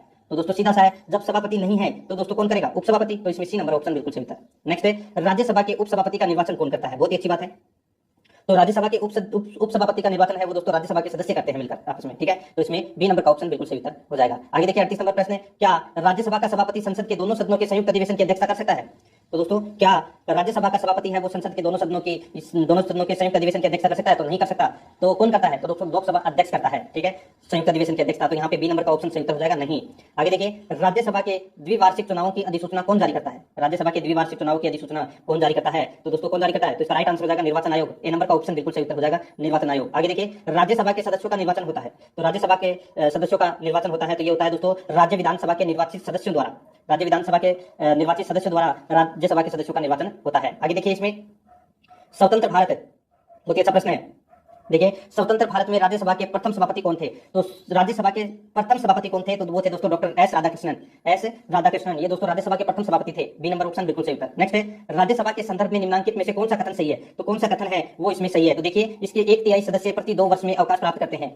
इसके 1/3 सदस्य प्रति 2 वर्ष में अवकाश प्राप्त करते हैं। तो इसका राइट आंसर हो जाएगा 1 नंबर का ऑप्शन है वो बिल्कुल सही उत्तर हो जाएगा। 43 नंबर प्रश्न इसमें देखिए, निम्नलिखित में से कौन राज्यसभा की एकांतिक शक्ति के अंतर्गत आता है? निम्नलिखित में से कौन राज्यसभा की एकांतिक शक्ति के अंतर्गत आता है? तो इसका राइट आंसर हो जाएगा वो है दोस्तों अखिल भारतीय सेवाओं का सृजन, यानी कि अखिल भारतीय सेवाओं का जो सृजन है वो दोस्तों राज्यसभा के पास में इसका अधिकार है, इसके अलावा और अधिकार किसी के पास में नहीं है। यानी कि कोई भी बड़ा पद सर्जित करना है तो वो राज्यसभा ही करती है। ए नंबर का ऑप्शन बिल्कुल सही उत्तर। आगे देखिए, निम्नलिखित में से किसके संबंध में राज्यसभा को लोकसभा की अपेक्षाकृत अधिकार अधिक प्राप्त है? यानी कि देखिए, यानी कि मैंने भी आपको बताया था कि राज्यसभा को लोकसभा से अधिक अधिकार प्राप्त है। तो कौन से क्षेत्र में? तो नई अखिल भारतीय सेवाओं का गठन करना, इस क्षेत्र में दोस्तों राज्यसभा को अधिक अधिकार प्राप्त है। सी नंबर का ऑप्शन सही उत्तर हो जाएगा। नेक्स्ट है, राज्यसभा को कौन ऐसे अनन्य अधिकार प्राप्त है जो लोकसभा को नहीं प्राप्त है? तो दोस्तों मैंने अभी आपको बताया, देखिए, राज्य सूची के किसी विषय को राष्ट्रीय महत्व का घोषित करना, यह भी दोस्तों राज्यसभा का अधिकार है जो लोकसभा को प्राप्त नहीं है। अखिल भारतीय सेवा स्थापित करने का अधिकार संघ सरकार को देना, तो ये भी दोस्तों इसमें बिल्कुल सही है। दोनों कथन है ये दोस्तों राज्यसभा के अधिकार है, तो इसका राइट आंसर हो जाएगा सी नंबर का ऑप्शन उपरोक्त है दोनों। नेक्स्ट है, नई अखिल भारतीय सेवाएं स्थापित करने की दृष्टि से विशेष महत्व है, तो विशेष महत्व दोस्तों किसके पास में? तो ये राज्यसभा के प्रस्ताव का। बी नंबर का ऑप्शन बिल्कुल सही उत्तर हो जाएगा। आगे देखिए, संविधान का अनुच्छेद 312 राज्यसभा को निम्नलिखित में से किसका अधिकार प्रदान करता है? संविधान का अनुच्छेद 312 राज्यसभा को निम्न में से किसका अधिकार प्रदान करता है? तो इसका राइट आंसर क्या हो जाएगा? वो है दोस्तों इसमें एक या अधिक अखिल भारतीय सेवा सर्जित करने का। सी नंबर का ऑप्शन बिल्कुल सही उत्तर हो जाएगा। आगे देखिए, केंद्रीय संसद राष्ट्रीय हित में राज्य सूची के विषय पर कानून बना सकती है। केंद्रीय संसद राष्ट्रीय हित में राज्य सूची के विषयों पर कानून बना सकती है यदि राज्यसभा में उपस्थित सदस्यों के 2/3 विशेष बहुमत से एक प्रस्ताव पारित करें। ठीक है, तो इसका राइट आंसर हो जाएगा सी नंबर ऑप्शन बिल्कुल सही उत्तर। नेक्स्ट है, लोकसभा द्वारा पारित धन विधेयक राज्यसभा को प्राप्त होने के कितने दिनों के भीतर लोकसभा को वापस लौटाना पड़ता है? यानी कि लोकसभा में कोई विधेयक है, यानी कि धन विधेयक है, वो पारित हो जाता है और राज्यसभा में उसको पारित करने के लिए भेज देते हैं, तो दोस्तों राज्यसभा को 14 दिन के अंदर वो विधेयक है वो लोकसभा को वापस लौटाना पड़ता है। तो इसका राइट आंसर ए नंबर का ऑप्शन बिल्कुल सही उत्तर हो जाएगा। नेक्स्ट है, लोकसभा द्वारा पारित धन विधेयक राज्यसभा द्वारा भी पारित मान लिया जाता है यदि उच्च सदन उस पर किसी समय सीमा में कार्य संपादन न करें। तो दोस्तों मैंने भी आपको बताया कि 14 दिन के भीतर अगर राज्यसभा प्रस्ताव को वापस लौटा देता है तो ठीक है, अगर 14 दिन के भीतर अगर नहीं लौटाता है तो दोस्तों प्रस्ताव है यानी कि विधेयक है वो ऑटोमेटिक दोस्तों मान्यता प्राप्त हो जाएगा, उसको यानी कि पारित माना जाएगा। तो इसमें बी नंबर ऑप्शन सही उत्तर हो जाएगा। नेक्स्ट है, राज्यसभा द्वारा लोकसभा को धन विधेयक कितने समय में लौटा देना चाहिए? तो दोस्तों 14 दिन में। सी नंबर ऑप्शन सही उत्तर। नेक्स्ट है, राज्यसभा को भंग करने में से कौन सक्षम है? तो राज्यसभा को भंग करने में कौन सक्षम है? तो इसका राइट आंसर क्या हो जाएगा? देखिए, उपरोक्त में से कोई नहीं, राज्यसभा को कोई भंग नहीं कर सकता। डी नंबर ऑप्शन सही उत्तर। नेक्स्ट है, निम्न में से किस परिस्थिति के अंतर्गत राज्यसभा को भंग किया जा सकता है? तो कौन से परिस्थिति के अंतर्गत राज्यसभा को भंग किया जा सकता है? तो इसका राइट आंसर हो जाएगा वो है दोस्तों कोई भी परिस्थिति में या नहीं, यानी कि इनमें से कोई नहीं। आगे देखिए, राज्यसभा एक स्थायी सदन होने के कारण इसके 1/3 सदस्य प्रति 2 वर्ष सेवानिवृत्त हो जाते हैं, तो इसमें एक नंबर का ऑप्शन है वो बिल्कुल सही उत्तर हो जाएगा। नेक्स्ट है, राज्यसभा के सदस्यों को नामित करने का अधिकार निम्न में से किसको है? तो दोस्तों किसको है? राज्यसभा के सदस्यों को नामित करने का अधिकार निम्न में से किसको है? तो ये अधिकार है दोस्तों राष्ट्रपति को, तो इसका ए नंबर ऑप्शन बिल्कुल सही उत्तर हो जाएगा। नेक्स्ट है, राष्ट्रपति द्वारा राज्यसभा के लिए कला, साहित्य, विज्ञान आदि क्षेत्रों से 12 सदस्यों का मनोनीत करने की व्यवस्था भारतीय संविधान के किस अनुच्छेद के अंतर्गत आता है? यानी कि राष्ट्रपति है ये राज्यसभा के अंदर 12 सदस्य मनोनीत करता है, तो ये कौन से अनुच्छेद के अंतर्गत करता है? तो ये अनुच्छेद 80 के अंतर्गत। सी नंबर का ऑप्शन बिल्कुल सही उत्तर हो जाएगा। आगे देखिए, निम्नलिखित में से किसमें राज्यसभा की कोई भूमिका नहीं होती है? निम्नलिखित में से किसमें राज्यसभा की कोई भूमिका नहीं होती है? तो इसका राइट आंसर हो जाएगा वो दोस्तों अध्यक्ष के निर्वाचन में। बी नंबर का ऑप्शन बिल्कुल सही उत्तर हो जाएगा अध्यक्ष के निर्वाचन में। आगे देखिए, राज्यसभा यहाँ पे देखिए दोस्तों, राज्यसभा है वो कभी भंग नहीं हो सकती, तो इसमें ए नंबर ऑप्शन बिल्कुल सही उत्तर हो जाएगा। नेक्स्ट है, राज्यसभा है तो क्या है? स्थायी सदन। ए नंबर ऑप्शन सही उत्तर। नेक्स्ट है, धन विधेयक पारित करने के लिए राज्यसभा को कितना समय दिया जाता है? तो 14 दिन का। ए नंबर ऑप्शन सही उत्तर। नेक्स्ट है, राज्यसभा सामान्यतः विधेयक को अधिकतम कितनी अवधि के लिए रोक सकती है? तो अधिकतम कितनी अवधि के लिए रोक सकती है? तो दोस्तों 14 दिन तक। तो इसमें इसका राइट आंसर क्या हो जाएगा? वो है दोस्तों अधिकतम सामान्य विधेयक को, ये तो धन विधेयक को रोक सकती है 14 दिन तक, लेकिन सामान्य विधेयक की बात हो रही है तो दोस्तों सामान्य विधेयक को अधिकतम दोस्तों 6 माह तक रोक सकती है, ये आपको याद रखना है। ठीक है, इस प्रश्न का राइट आंसर डी नंबर का ऑप्शन हो जाएगा। आगे देखिए, इसमें 62 नंबर प्रश्न है, सर्वप्रथम किस फिल्म अभिनेता को राज्यसभा का सदस्य मनोनीत किया गया था? सर्वप्रथम किस फिल्म अभिनेता को राज्यसभा का सदस्य मनोनीत किया गया था? तो दोस्तों पृथ्वीराज कपूर को दोस्तों राज्यसभा का सदस्य मनोनीत किया गया था पहला फिल्म के क्षेत्र में। आगे देखिए, राज्यसभा के लिए नामित प्रथम फिल्म अभिनेत्री कौन थी? तो प्रथम फिल्म अभिनेता तो मैंने आपको बताया था पृथ्वीराज कपूर, और प्रथम फिल्म अभिनेत्री थी दोस्तों नरगिस दत्त। ए नंबर का ऑप्शन बिल्कुल सही उत्तर हो जाएगा। नेक्स्ट है, निम्नलिखित में से कौन सा हिंदी साहित्यकार राज्यसभा का सदस्य था? कौन सा हिंदी साहित्यकार राज्यसभा का सदस्य था? तो इसका राइट आंसर हो जाएगा वो है दोस्तों रामधारी सिंह दिनकर। सी नंबर का ऑप्शन बिल्कुल सही उत्तर हो जाएगा। नेक्स्ट है, प्रधानमंत्री पद पर नियुक्त होते समय निम्नलिखित में से यानी कि निम्नलिखित में कौन राज्यसभा का सदस्य था? तो राज्यसभा का सदस्य है वो कौन था? तो सीधा सा राइट आंसर हो जाएगा इंदिरा गांधी है ये राज्यसभा, इंदिरा गांधी, इंद्र कुमार गुजराल और मनमोहन सिंह, ये तीनों दोस्तों राज्यसभा के सदस्य थे। प्रधानमंत्री नियुक्त होते समय। तो इसका राइट आंसर हो जाएगा तीनों, यानी कि डी नंबर का ऑप्शन बिल्कुल सही उत्तर हो जाएगा, उपरोक्त सभी। नेक्स्ट है राज्यसभा की प्रथम महिला महासचिव कौन थी? तो प्रथम महिला महासचिव कौन थी? तो VS. Ramadevi, VS. Ramadevi, D number का ऑप्शन बिल्कुल सही उत्तर हो जाएगा। नेक्स्ट है राज्यसभा का सर्वप्रथम गठन कब हुआ? तो राज्यसभा का सर्वप्रथम गठन है वो कब हुआ? तो 3 अप्रैल 1952 को, 3 अप्रैल 1952 को राज्यसभा का सर्वप्रथम गठन हुआ, डी नंबर का ऑप्शन बिल्कुल सही उत्तर हो जाएगा। आगे देखिए राज्यसभा की प्रथम बैठक कब हुई थी? राज्यसभा की प्रथम बैठक है वो कब हुई थी? तो 13 मई 1952 को, 13 मई 1952 को राज्यसभा की प्रथम बैठक हुई थी, डी नंबर का ऑप्शन बिल्कुल सही उत्तर हो जाएगा। आगे देखिए राज्यसभा के पहले समूह की सेवानिवृत्ति कब हुई? राज्यसभा के पहले समूह की सेवानिवृत्ति कब हुई? तो इसका राइट आंसर क्या हो जाएगा? वो है दोस्तों इसमें 2 अप्रैल 1954 को, सी नंबर का ऑप्शन बिल्कुल सही उत्तर हो जाएगा। आगे देखिए राज्यसभा कब भंग की जाती है? राज्यसभा कब भंग की जाती है? तो दोस्तों राज्यसभा कभी भी भंग नहीं होती है, डी नंबर ऑप्शन बिल्कुल सही उत्तर। नेक्स्ट है राज्यसभा के बारे में निम्न में से कौन सा कथन सही है? तो कौन सा कथन है वो सही है वो अपने को इसमें बताना है। देखिए राज्यसभा की अधिकतम सदस्य संख्या 250 है, बिल्कुल सही बात है, पहला कथन सही है। दूसरा देखिए यहाँ पे राज्यसभा में 238 सदस्य राज्यों और संघ शासित क्षेत्रों से अप्रत्यक्ष रूप से निर्वाचित होते हैं, बिल्कुल सही बात है दोस्तों। 12 सदस्य है वो राष्ट्रपति मनोनीत करता है, तो 238 प्लस 12 कितने हो गए? तो दोस्तों 250, और वर्तमान में 245 संख्या है, तो 245 सदस्य में से 12 आप घटा दीजिए तो अपने पास बचे कितने? 233। तो 233 सदस्य हैं वो वर्तमान में अप्रत्यक्ष रूप से निर्वाचित होते हैं, ठीक है, यानी कि दूसरा कथन भी इसमें सत्य है। तीसरा देखिए अखिल भारतीय सेवाओं के सर्जन जैसे मामलों में इसकी लोकसभा के समान रूप से विधायी शक्तियां हैं, तो गलत हो जाएगा। अखिल भारतीय सेवाओं के सर्जन सिर्फ और सिर्फ इसका अधिकार है वो राज्यसभा को है, लोकसभा का इसमें कोई लेना देना नहीं है, तो इसका पहला और दूसरा इसमें बिल्कुल सही कथन है, ए नंबर का ऑप्शन राइट आंसर हो जाएगा। नेक्स्ट है हमारे संविधान के अनुसार राज्यसभा का कार्यकाल, हमारे संविधान के अनुसार राज्यसभा का कार्यकाल दोस्तों समाप्त होने का विषय नहीं है, तो इसमें डी नंबर का ऑप्शन बिल्कुल सही उत्तर हो जाएगा। नेक्स्ट है राज्यसभा के सदस्य बनने हेतु अर्हताओं के संबंध में निम्न अभिकथनों पर विचार कीजिए, ठीक है, तो यहाँ पे कौन सा बताना है कि कौन सा कथन है वो इसमें सत्य है, ठीक है। देखिए पहला कथन देखिए उम्र कम से कम 30 वर्ष होनी चाहिए, बिल्कुल सही है। दूसरा कथन देखिए जहां से अभ्यर्थी को निर्वाचित किया जाना है उस पर राज्य की मतदाता सूची में मतदाता के रूप में पंजीकृत होना चाहिए, बिल्कुल सही बात है दोस्तों। तीसरा देखिए राज्य के अंतर्गत लाभ के पद पर धारित नहीं होना चाहिए, तो तीसरा कथन इसमें गलत है, ठीक है, तो इसमें इसका राइट आंसर हो जाएगा ए नंबर का ऑप्शन बिल्कुल सही उत्तर हो जाएगा, एक और दो दोनों सही है। नेक्स्ट है निम्न कथनों पर विचार करें केवल राज्यसभा में यह शक्ति निहित है, तो देखिए वह यह घोषणा करे कि राज्य सूची में से किसी विषय के संबंध में राष्ट्रीय हित में संसद विधि बना सकती है, ठीक है। दूसरा देखिए आपातकाल यानी कि आपात उद्घोषणा का अनुमोदन करने संकल्प केवल लोकसभा द्वारा पारित किए जाते हैं, तो इसमें कौन सा सही है? तो इसमें देखिए दोस्तों इसमें पहला कथन सही है, दूसरा कथन इसमें गलत हो जाएगा, ठीक है, तो इसमें एक नंबर का ऑप्शन है वो इसका बिल्कुल सही उत्तर। नेक्स्ट है लोकसभा द्वारा विचारार्थ भेजे गए वित्त विधेयक को राज्यसभा अधिकतम कितने समय तक रोके रख सकती है? तो कितने समय तक? तो दोस्तों 14 दिन तक, डी नंबर ऑप्शन बिल्कुल सही उत्तर। नेक्स्ट है राष्ट्रपति द्वारा राज्यसभा के कितने सदस्य नामित किए जाते हैं? तो कितने सदस्य नामित किए जाते हैं? तो दोस्तों कुल 12 सदस्य नामित किए जाते हैं, बी नंबर ऑप्शन बिल्कुल सही उत्तर हो जाएगा। आगे देखिए संसद के किसी भी सदन के 2 सत्रों के बीच अंतराल किससे अधिक होना चाहिए? तो किससे अधिक होना चाहिए? तो दोस्तों वो है 6 महीने से अधिक होना चाहिए, तो इसमें बी नंबर ऑप्शन बिल्कुल सही उत्तर हो जाएगा। नेक्स्ट है राज्यसभा विघटित हो जाती है, तो दोस्तों कभी नहीं विघटित होती, डी नंबर का ऑप्शन सही उत्तर। नेक्स्ट है राज्यसभा के सदस्यों का कार्यकाल होता है 6 वर्ष का, तो इसमें सी नंबर ऑप्शन सही उत्तर हो जाएगा। नेक्स्ट है राज्यसभा किसके द्वारा भंग की जाती है? तो दोस्तों उपयुक्त में से किसके द्वारा भंग नहीं की जा सकती राज्यसभा? यथार्थ में कार्यपालिका की समस्त सत्ता निम्नलिखित में से किसमें निहित होती है? यानी कि कार्यपालिका की समस्त शक्तियां हैं वो दोस्तों किसमें निहित होती है? तो ये होती है दोस्तों मंत्री परिषद में निहित होती है, तो इसका राइट आंसर हो जाएगा इसमें एक नंबर का ऑप्शन बिल्कुल सही उत्तर। नेक्स्ट है सेकंड नंबर प्रश्न है भारत के केंद्रीय मंत्री परिषद की बैठक की अध्यक्षता करते हैं, भारत के केंद्रीय मंत्री परिषद की बैठक की अध्यक्षता करते हैं, तो दोस्तों कौन करते हैं? तो इसका राइट आंसर हो जाएगा वो है प्रधानमंत्री करते हैं, सी नंबर का ऑप्शन बिल्कुल सही उत्तर हो जाएगा प्रधानमंत्री। आगे देखिए इसमें 3 नंबर का प्रश्न है मंत्री परिषद निम्नलिखित में से किसके प्रसाद पर्यंत पदासीन रहता है? मंत्री परिषद निम्नलिखित में से किसके प्रसाद पर्यंत पदासीन रहता है? तो इसका राइट आंसर हो जाएगा वो है देखिए प्रधानमंत्री, ठीक है, प्रधानमंत्री इसका राइट आंसर हो जाएगा। मंत्री परिषद प्रधानमंत्री के प्रसाद पर्यंत पदासीन रहता है, तो इसमें डी नंबर का ऑप्शन बिल्कुल सही उत्तर हो जाएगा। नेक्स्ट है कौन व्यक्ति मंत्री परिषद का सदस्य हो सकता है? तो कौन व्यक्ति मंत्री परिषद का सदस्य हो सकता है? तो इसका राइट आंसर हो जाएगा वो है दोस्तों इसमें कौन? तो संसद का सदस्य है, ये कोई भी व्यक्ति है, यानी कि संसद का कोई भी सदस्य मंत्री परिषद का सदस्य हो सकता है, सी नंबर का ऑप्शन बिल्कुल सही उत्तर हो जाएगा। 5 नंबर प्रश्न है क्या राज्यसभा में मनोनीत व्यक्ति मंत्री परिषद का सदस्य बन सकता है? तो दोस्तों हाँ बन सकता है, राज्यसभा में मनोनीत व्यक्ति मंत्री परिषद का सदस्य बन सकता है, तो हाँ बन सकता है, ए नंबर का ऑप्शन बिल्कुल सही उत्तर हो जाएगा। आगे देखिए मंत्री परिषद के सदस्यों को पद की गोपनीयता की शपथ कौन दिलाता है? मंत्री परिषद के सदस्यों को पद की गोपनीयता की शपथ कौन दिलाता है? तो इसका राइट आंसर हो जाएगा वो है राष्ट्रपति दिलाता है, कौन दिलाता है? राष्ट्रपति, ए नंबर का ऑप्शन बिल्कुल सही उत्तर हो जाएगा राष्ट्रपति। आगे देखिए 7 नंबर का प्रश्न है कोई व्यक्ति संसद के किसी भी सदन का सदस्य हुए बिना कितनी अवधि तक मंत्री रह सकता है? कोई व्यक्ति संसद के किसी भी सदन का सदस्य हुए बिना केंद्र में कितनी अवधि तक मंत्री रह सकता है? केंद्र की बात हो रही है दोस्तों यहाँ पे, तो इसका राइट आंसर हो जाएगा 6 महीने, ठीक है, 6 महीने तक मंत्री रह सकता है, तो इसमें बी नंबर का ऑप्शन बिल्कुल सही उत्तर हो जाएगा। आगे देखिए इसमें 8 नंबर का प्रश्न है मंत्री परिषद में शामिल होते हैं, तो मंत्री परिषद में कौन कौन शामिल होते हैं?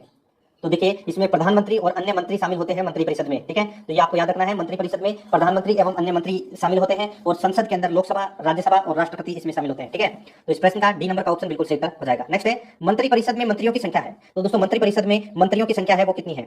तो इसका राइट आंसर हो जाएगा वो है इसमें मंत्रिमंडल से अधिक होती है। मंत्री परिषद में मंत्रियों की संख्या है ये मंत्रिमंडल से अधिक होती है। सी नंबर का ऑप्शन बिल्कुल सही उत्तर हो जाएगा। आगे देखिए 10 नंबर का प्रश्न है, मंत्री परिषद में कितने स्तर के मंत्री होते हैं? मंत्री परिषद में कितने स्तर के मंत्री होते हैं? तो इसका राइट आंसर हो जाएगा वो है 3 स्तर के मंत्री होते हैं। सी नंबर का ऑप्शन बिल्कुल सही उत्तर हो जाएगा, 3 स्तर के। आगे देखिए 11 नंबर का प्रश्न है, मंत्री परिषद में निम्नलिखित में से कौन शामिल नहीं रहता है? मंत्री परिषद में निम्नलिखित में से कौन शामिल नहीं रहता है? तो इसका राइट आंसर हो जाएगा वो है दोस्तों इसमें संसदीय सचिव। डी नंबर का ऑप्शन बिल्कुल सही उत्तर हो जाएगा, संसदीय सचिव, ठीक है।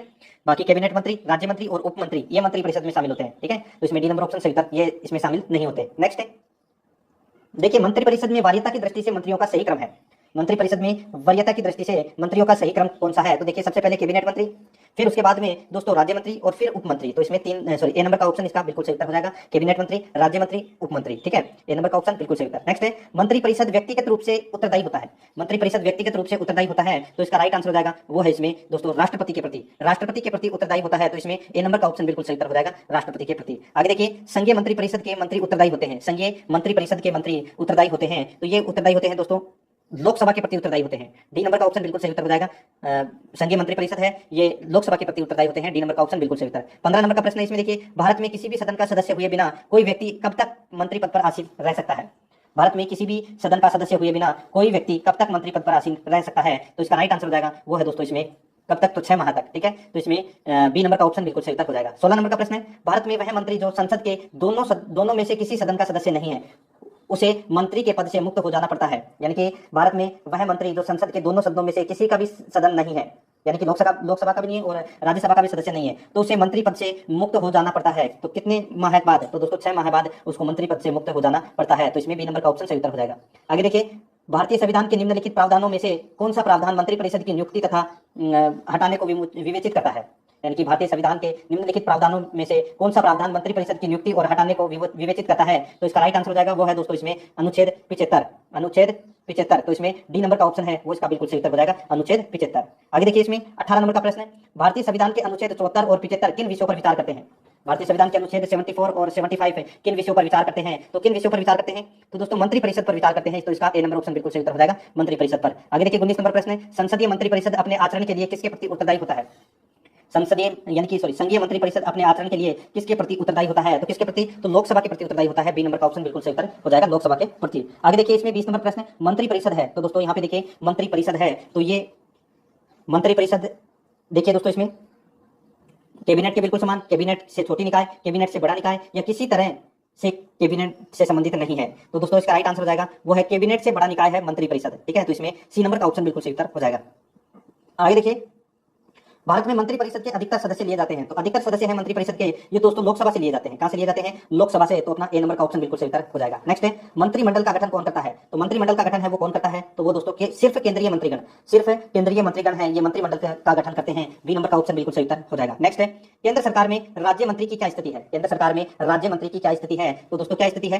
तो ये स्थिति है दोस्तों वह केंद्र सरकार का ऐसा मंत्री होता है जो कि मंत्रिमंडल का सदस्य नहीं होता। वह केंद्र सरकार का ऐसा मंत्री होता है जो मंत्रिमंडल का सदस्य नहीं होता, ठीक है। तो ये केंद्र सरकार में राज्य मंत्री से संबंधित ये तथ्य है, ये बिल्कुल सत्य है। तो इसमें डी नंबर का ऑप्शन बिल्कुल सही उत्तर हो जाएगा। 74 नंबर प्रश्न है, स्वतंत्रता के पश्चात मंत्री परिषद के खिलाफ पहला अविश्वास प्रस्ताव कब लाया गया था? स्वतंत्रता के पश्चात मंत्री परिषद के खिलाफ पहला अविश्वास प्रस्ताव कब लाया गया था? तो ये लाया गया था दोस्तों कब? तो 1963 में लाया गया था। सी नंबर का ऑप्शन बिल्कुल सही उत्तर हो जाएगा, 1963। नेक्स्ट है सामूहिक रूप से मंत्री परिषद किसके प्रति उत्तरदायी होता है? तो मंत्री परिषद है ये सामूहिक रूप से किसके प्रति उत्तरदायी होता है? तो ये लोकसभा के प्रति उत्तरदायी होता है। सी नंबर का ऑप्शन बिल्कुल सही उत्तर हो जाएगा। आगे देखिए यथार्थतः मंत्री परिषद तब तक पद पर बना रहेगा जब तक कि उसे विश्वास प्राप्त हो। तो किसका विश्वास प्राप्त हो? तो दोस्तों वो है इसमें लोकसभा, ठीक है। तो दोस्तों जब तक लोकसभा में विश्वास प्राप्त है, ठीक है, तब तक मंत्री परिषद है वो पद पर बना रह सकता है, ठीक है। डी नंबर का ऑप्शन बिल्कुल सही उत्तर हो जाएगा। आगे देखिए मंत्री परिषद के वित्तीय कार्यों में शामिल है, तो मंत्री परिषद के वित्तीय कार्यों में शामिल है तो वो क्या है? बजट तैयार कर संसद में पेश करना। बजट तैयार कर संसद में पेश करना ये दोस्तों मंत्री परिषद के वित्तीय कार्यों में शामिल है। तो इसका राइट आंसर ए नंबर का ऑप्शन बिल्कुल सही उत्तर हो जाएगा। आगे देखिए यदि कोई मंत्री राज्यसभा का सदस्य है तो क्या वह लोकसभा में अपना वक्तव्य दे सकता है? यदि कोई मंत्री राज्यसभा का सदस्य है तो क्या वह लोकसभा में अपना वक्तव्य दे सकता है? तो दोस्तों इसका राइट आंसर हो जाएगा हाँ, अपना वक्तव्य लोकसभा में दे सकता है। ए नंबर का ऑप्शन बिल्कुल सही उत्तर हो जाएगा। नेक्स्ट है निम्नलिखित में से किस परिस्थिति में मंत्री परिषद विघटित नहीं हो सकती है? तो कौन सी परिस्थिति में मंत्री परिषद विघटित नहीं हो सकती है? तो इसका राइट आंसर हो जाएगा वो है दोस्तों इसमें किसी मंत्री के पद त्याग करने से मंत्री परिषद है वो विघटित नहीं होती है। तो इसमें ए नंबर ऑप्शन बिल्कुल सही उत्तर हो जाएगा। आगे देखिए, मंत्री परिषद से पद त्याग करने के लिए मंत्री किसे अपना पद त्याग संबोधित करता है? मंत्री परिषद से पद त्याग करने के लिए मंत्री किसे अपना पद त्याग संबोधित करता है? तो किसे अपना पद त्याग संबोधित करता है? तो ये राष्ट्रपति को करता है। ए नंबर का ऑप्शन बिल्कुल सही उत्तर हो जाएगा। 31 नंबर प्रश्न है, संघीय मंत्री परिषद में सदस्यों की अधिकतम संख्या कितनी हो सकती है? संघीय मंत्री परिषद में सदस्यों की अधिकतम संख्या कितनी हो सकती है? तो दोस्तों कितनी हो सकती है? तो वो है लोकसभा के कुल सदस्य की 15%, यानी कि लोकसभा के कुल सदस्यों की 15% मंत्रियों की अधिकतम संख्या है वो हो सकती है। तो इसमें ए नंबर का ऑप्शन बिल्कुल सही उत्तर हो जाएगा। आगे देखिए, इसमें 32 नंबर प्रश्न है, राजनीतिक शब्दावली में शून्यकाल का अर्थ है। राजनीतिक शब्दावली में शून्यकाल का अर्थ है वो क्या है? तो शून्यकाल का अर्थ होता है दोस्तों प्रश्न उत्तर सत्र। प्रश्न उत्तर सत्र उसको बोलते हैं शून्यकाल। तो इसमें डी नंबर का ऑप्शन बिल्कुल सही उत्तर हो जाएगा। नेक्स्ट है, भारतीय गणराज्य में वास्तविक कार्यकारी प्राधिकार निम्नलिखित में से किसके पास होता है? भारतीय गणराज्य में वास्तविक कार्यकारी प्राधिकार निम्नलिखित में से किसके पास होता है? तो दोस्तों किसके पास होता है? तो ये होता है दोस्तों मंत्री परिषद के पास। तो इसमें डी नंबर का ऑप्शन बिल्कुल सही उत्तर हो जाएगा। आगे देखिए, जो व्यक्ति सांसद न हो क्या उसे मंत्री नियुक्त किया जा सकता है? जो व्यक्ति सांसद न हो क्या उसे मंत्री नियुक्त किया जा सकता है? तो इसका राइट आंसर हो जाएगा वो है दोस्तों इसमें देखिए, हाँ, पर उसे 6 महीनों के भीतर संसद सदस्य बनना होगा। यानी कि कोई भी व्यक्ति है वो सांसद बन सकता है, लेकिन उसे यानी कि 6 महीने के भीतर संसद सदस्य बनना पड़ता है। तो इसका राइट आंसर इसमें डी नंबर का ऑप्शन बिल्कुल सही उत्तर हो जाएगा। आगे देखिए, इसमें 35 नंबर का प्रश्न है। इसमें देखिए, भारत के संविधान के अनुच्छेद 75(3) के अनुसार मंत्री परिषद निम्नलिखित में से किसके प्रति सामूहिक रूप से जिम्मेदार होता है? तो देखिए यहाँ पे किसके प्रति सामूहिक रूप से जिम्मेदार होता है? तो इसका राइट आंसर हो जाएगा लोकसभा के प्रति सामूहिक रूप से जिम्मेदार होता है। सी नंबर का ऑप्शन बिल्कुल सही उत्तर हो जाएगा। आगे देखिए, इसमें संसदीय तंत्र में निम्नलिखित में से वास्तविक कार्यपालिका कौन होता है? तो वास्तविक कार्यपालिका कौन होता है? तो इसका राइट आंसर हो जाएगा इसमें वो है दोस्तों मंत्री परिषद। बी नंबर का ऑप्शन बिल्कुल सही उत्तर हो जाएगा मंत्री परिषद। आगे देखिए, मंत्री परिषद किस सिद्धांत पर कार्य करती है? मंत्री परिषद किस सिद्धांत पर कार्य करती है? तो ये कार्य करती है दोस्तों देखिए निजी उत्तरदायित्व सिद्धांत पर, सामूहिक उत्तरदायित्व सिद्धांत पर। तो इसका राइट आंसर हो जाएगा उपरोक्त दोनों पर। सी नंबर का ऑप्शन बिल्कुल सही उत्तर हो जाएगा। आगे देखिए, स्वतंत्र भारत की प्रथम मंत्री परिषद में प्रधानमंत्री सहित कुल कितने सदस्य थे? स्वतंत्र भारत की प्रथम मंत्री परिषद में प्रधानमंत्री सहित कुल कितने सदस्य थे? तो इसका राइट आंसर हो जाएगा कुल कितने सदस्य थे? तो ये थे दोस्तों 36। सी नंबर का ऑप्शन बिल्कुल सही उत्तर हो जाएगा 36। आगे देखिए, स्वतंत्र भारत की प्रथम मंत्री परिषद में शामिल एकमात्र महिला मंत्री कौन थी? स्वतंत्र भारत की प्रथम मंत्री परिषद में शामिल एकमात्र महिला मंत्री कौन थी? तो इसका राइट आंसर हो जाएगा वह दोस्तों इसमें राजकुमारी अमृत कौर। राजकुमारी अमृत कौर। डी नंबर का ऑप्शन बिल्कुल सही उत्तर हो जाएगा। नेक्स्ट है, स्वतंत्र भारत के प्रथम मंत्रिमंडल में केंद्रीय शिक्षा मंत्री कौन थे? तो प्रथम मंत्रिमंडल में केंद्रीय शिक्षा मंत्री कौन थे? तो दोस्तों मौलाना अब्दुल कलाम आजाद। मौलाना अबुल कलाम आजाद ये दोस्तों प्रथम मंत्रिमंडल में केंद्रीय शिक्षा मंत्री थे। तो सी नंबर का ऑप्शन बिल्कुल सही उत्तर हो जाएगा। आगे देखिए, इसमें स्वतंत्र भारत के प्रथम प्रतिरक्षा मंत्री कौन थे? स्वतंत्र भारत के प्रथम प्रतिरक्षा मंत्री कौन थे? तो दोस्तों वो थे सरदार बलदेव सिंह। सरदार बलदेव सिंह। बी नंबर का ऑप्शन बिल्कुल सही उत्तर। नेक्स्ट है, स्वतंत्र भारत में प्रथम वित्त मंत्री कौन थे? तो प्रथम वित्त मंत्री कौन थे? तो doctor John Mathai. Doctor John Mathai ये स्वतंत्र भारत के प्रथम वित्त मंत्री थे। ए नंबर का ऑप्शन बिल्कुल सही उत्तर हो जाएगा। आगे देखिए, भारत में स्वतंत्रता के पश्चात प्रथम मंत्रिमंडल का कानून मंत्री कौन था? भारत में स्वतंत्रता के पश्चात प्रथम मंत्रिमंडल का कानून मंत्री कौन था? तो इसका राइट आंसर हो जाएगा वो है दोस्तों इसमें कौन? तो doctor Bhimrao Ambedkar. D number का ऑप्शन बिल्कुल सही उत्तर हो जाएगा। आगे देखिए, स्वतंत्र भारत के प्रथम गृह मंत्री कौन थे? स्वतंत्र भारत के प्रथम गृह मंत्री कौन थे? तो इसका राइट आंसर हो जाएगा वो है सरदार वल्लभ भाई पटेल। सरदार वल्लभ भाई पटेल। डी नंबर का ऑप्शन बिल्कुल सही उत्तर हो जाएगा। आगे देखिए, संघीय मंत्री परिषद से पद त्याग करने वाला पहला मंत्री कौन था? संघीय मंत्री परिषद से पद त्याग करने वाला पहला मंत्री कौन था? तो इसका राइट आंसर हो जाएगा वो है दोस्तों इसमें श्यामा प्रसाद मुखर्जी। श्यामा प्रसाद मुखर्जी। डी नंबर का ऑप्शन बिल्कुल सही उत्तर हो जाएगा। आगे देखिए, संघीय मंत्री परिषद में सबसे लंबी अवधि तक लगातार एक ही विभाग का कार्यभार संभालने वाले केंद्रीय मंत्री कौन है? संघीय मंत्री परिषद में सबसे लंबी अवधि तक लगातार एक ही विभाग का कार्यभार संभालने वाले केंद्रीय मंत्री कौन है? तो इसका राइट आंसर हो जाएगा वो है दोस्तों इसमें कौन? तो राजकुमारी अमृत कौर। ठीक है, तो इसमें बी नंबर का ऑप्शन बिल्कुल सही उत्तर हो जाएगा। नेक्स्ट है, निम्नलिखित में से कौन संघीय मंत्री परिषद में किसी न किसी विभाग के मंत्री 28 वर्ष से अधिक समय तक बीच में 2.5 वर्ष छोड़कर लगातार बने रहे? यानी कि संघीय मंत्री परिषद में किसी न किसी विभाग के मंत्री 28 वर्ष से अधिक समय तक बीच में 2.5 वर्ष छोड़कर लगातार बने रहे? तो इसका राइट आंसर हो जाएगा वो है दोस्तों इसमें जगजीवन राम। सी नंबर का ऑप्शन बिल्कुल सही उत्तर हो जाएगा। आगे देखिए, सबसे कम अवधि मात्र 5 दिन तक केंद्रीय मंत्री बने रहने का रिकॉर्ड किसके नाम है? तो किसके नाम है? तो ये दोस्तों HR खन्ना के नाम है। HR खन्ना के नाम है सबसे कम अवधि तक केंद्रीय मंत्री बने रहने का रिकॉर्ड। ठीक है, तो इसमें बी नंबर का ऑप्शन बिल्कुल सही उत्तर हो जाएगा। 49 नंबर प्रश्न है, निम्नलिखित में से किसका भारत के संविधान में स्पष्ट उल्लेख नहीं है पर परिपाटी के रूप में पालन किया जाता है? तो इसका राइट आंसर हो जाएगा वो है दोस्तों इसमें इसका बिल्कुल सही उत्तर कौन सा हो जाएगा? वो है मंत्री परिषद में भारत के सभी भागों का प्रतिनिधित्व है। मंत्री परिषद में भारत के सभी भागों का प्रतिनिधित्व हो। ठीक है, तो ये इसका राइट आंसर हो जाएगा सी नंबर ऑप्शन। 50 नंबर प्रश्न है, केंद्रीय सरकार के संदर्भ में निम्न कथनों पर विचार कीजिए। तो दोस्तों निम्न कथनों पर अपने को विचार करना है कि कौन सा कथन इसमें सत्य है। तो देखिए, इसमें दोनों ही कथन है वो गलत है। आप इस वीडियो स्टॉप करके पढ़ लीजिए दोस्तों। ठीक है, तो इसमें दोनों ही कथन है वो इसमें गलत है। तो न तो फर्स्ट और न ही सेकंड। तो इसका राइट आंसर हो जाएगा इसमें डी नंबर का ऑप्शन।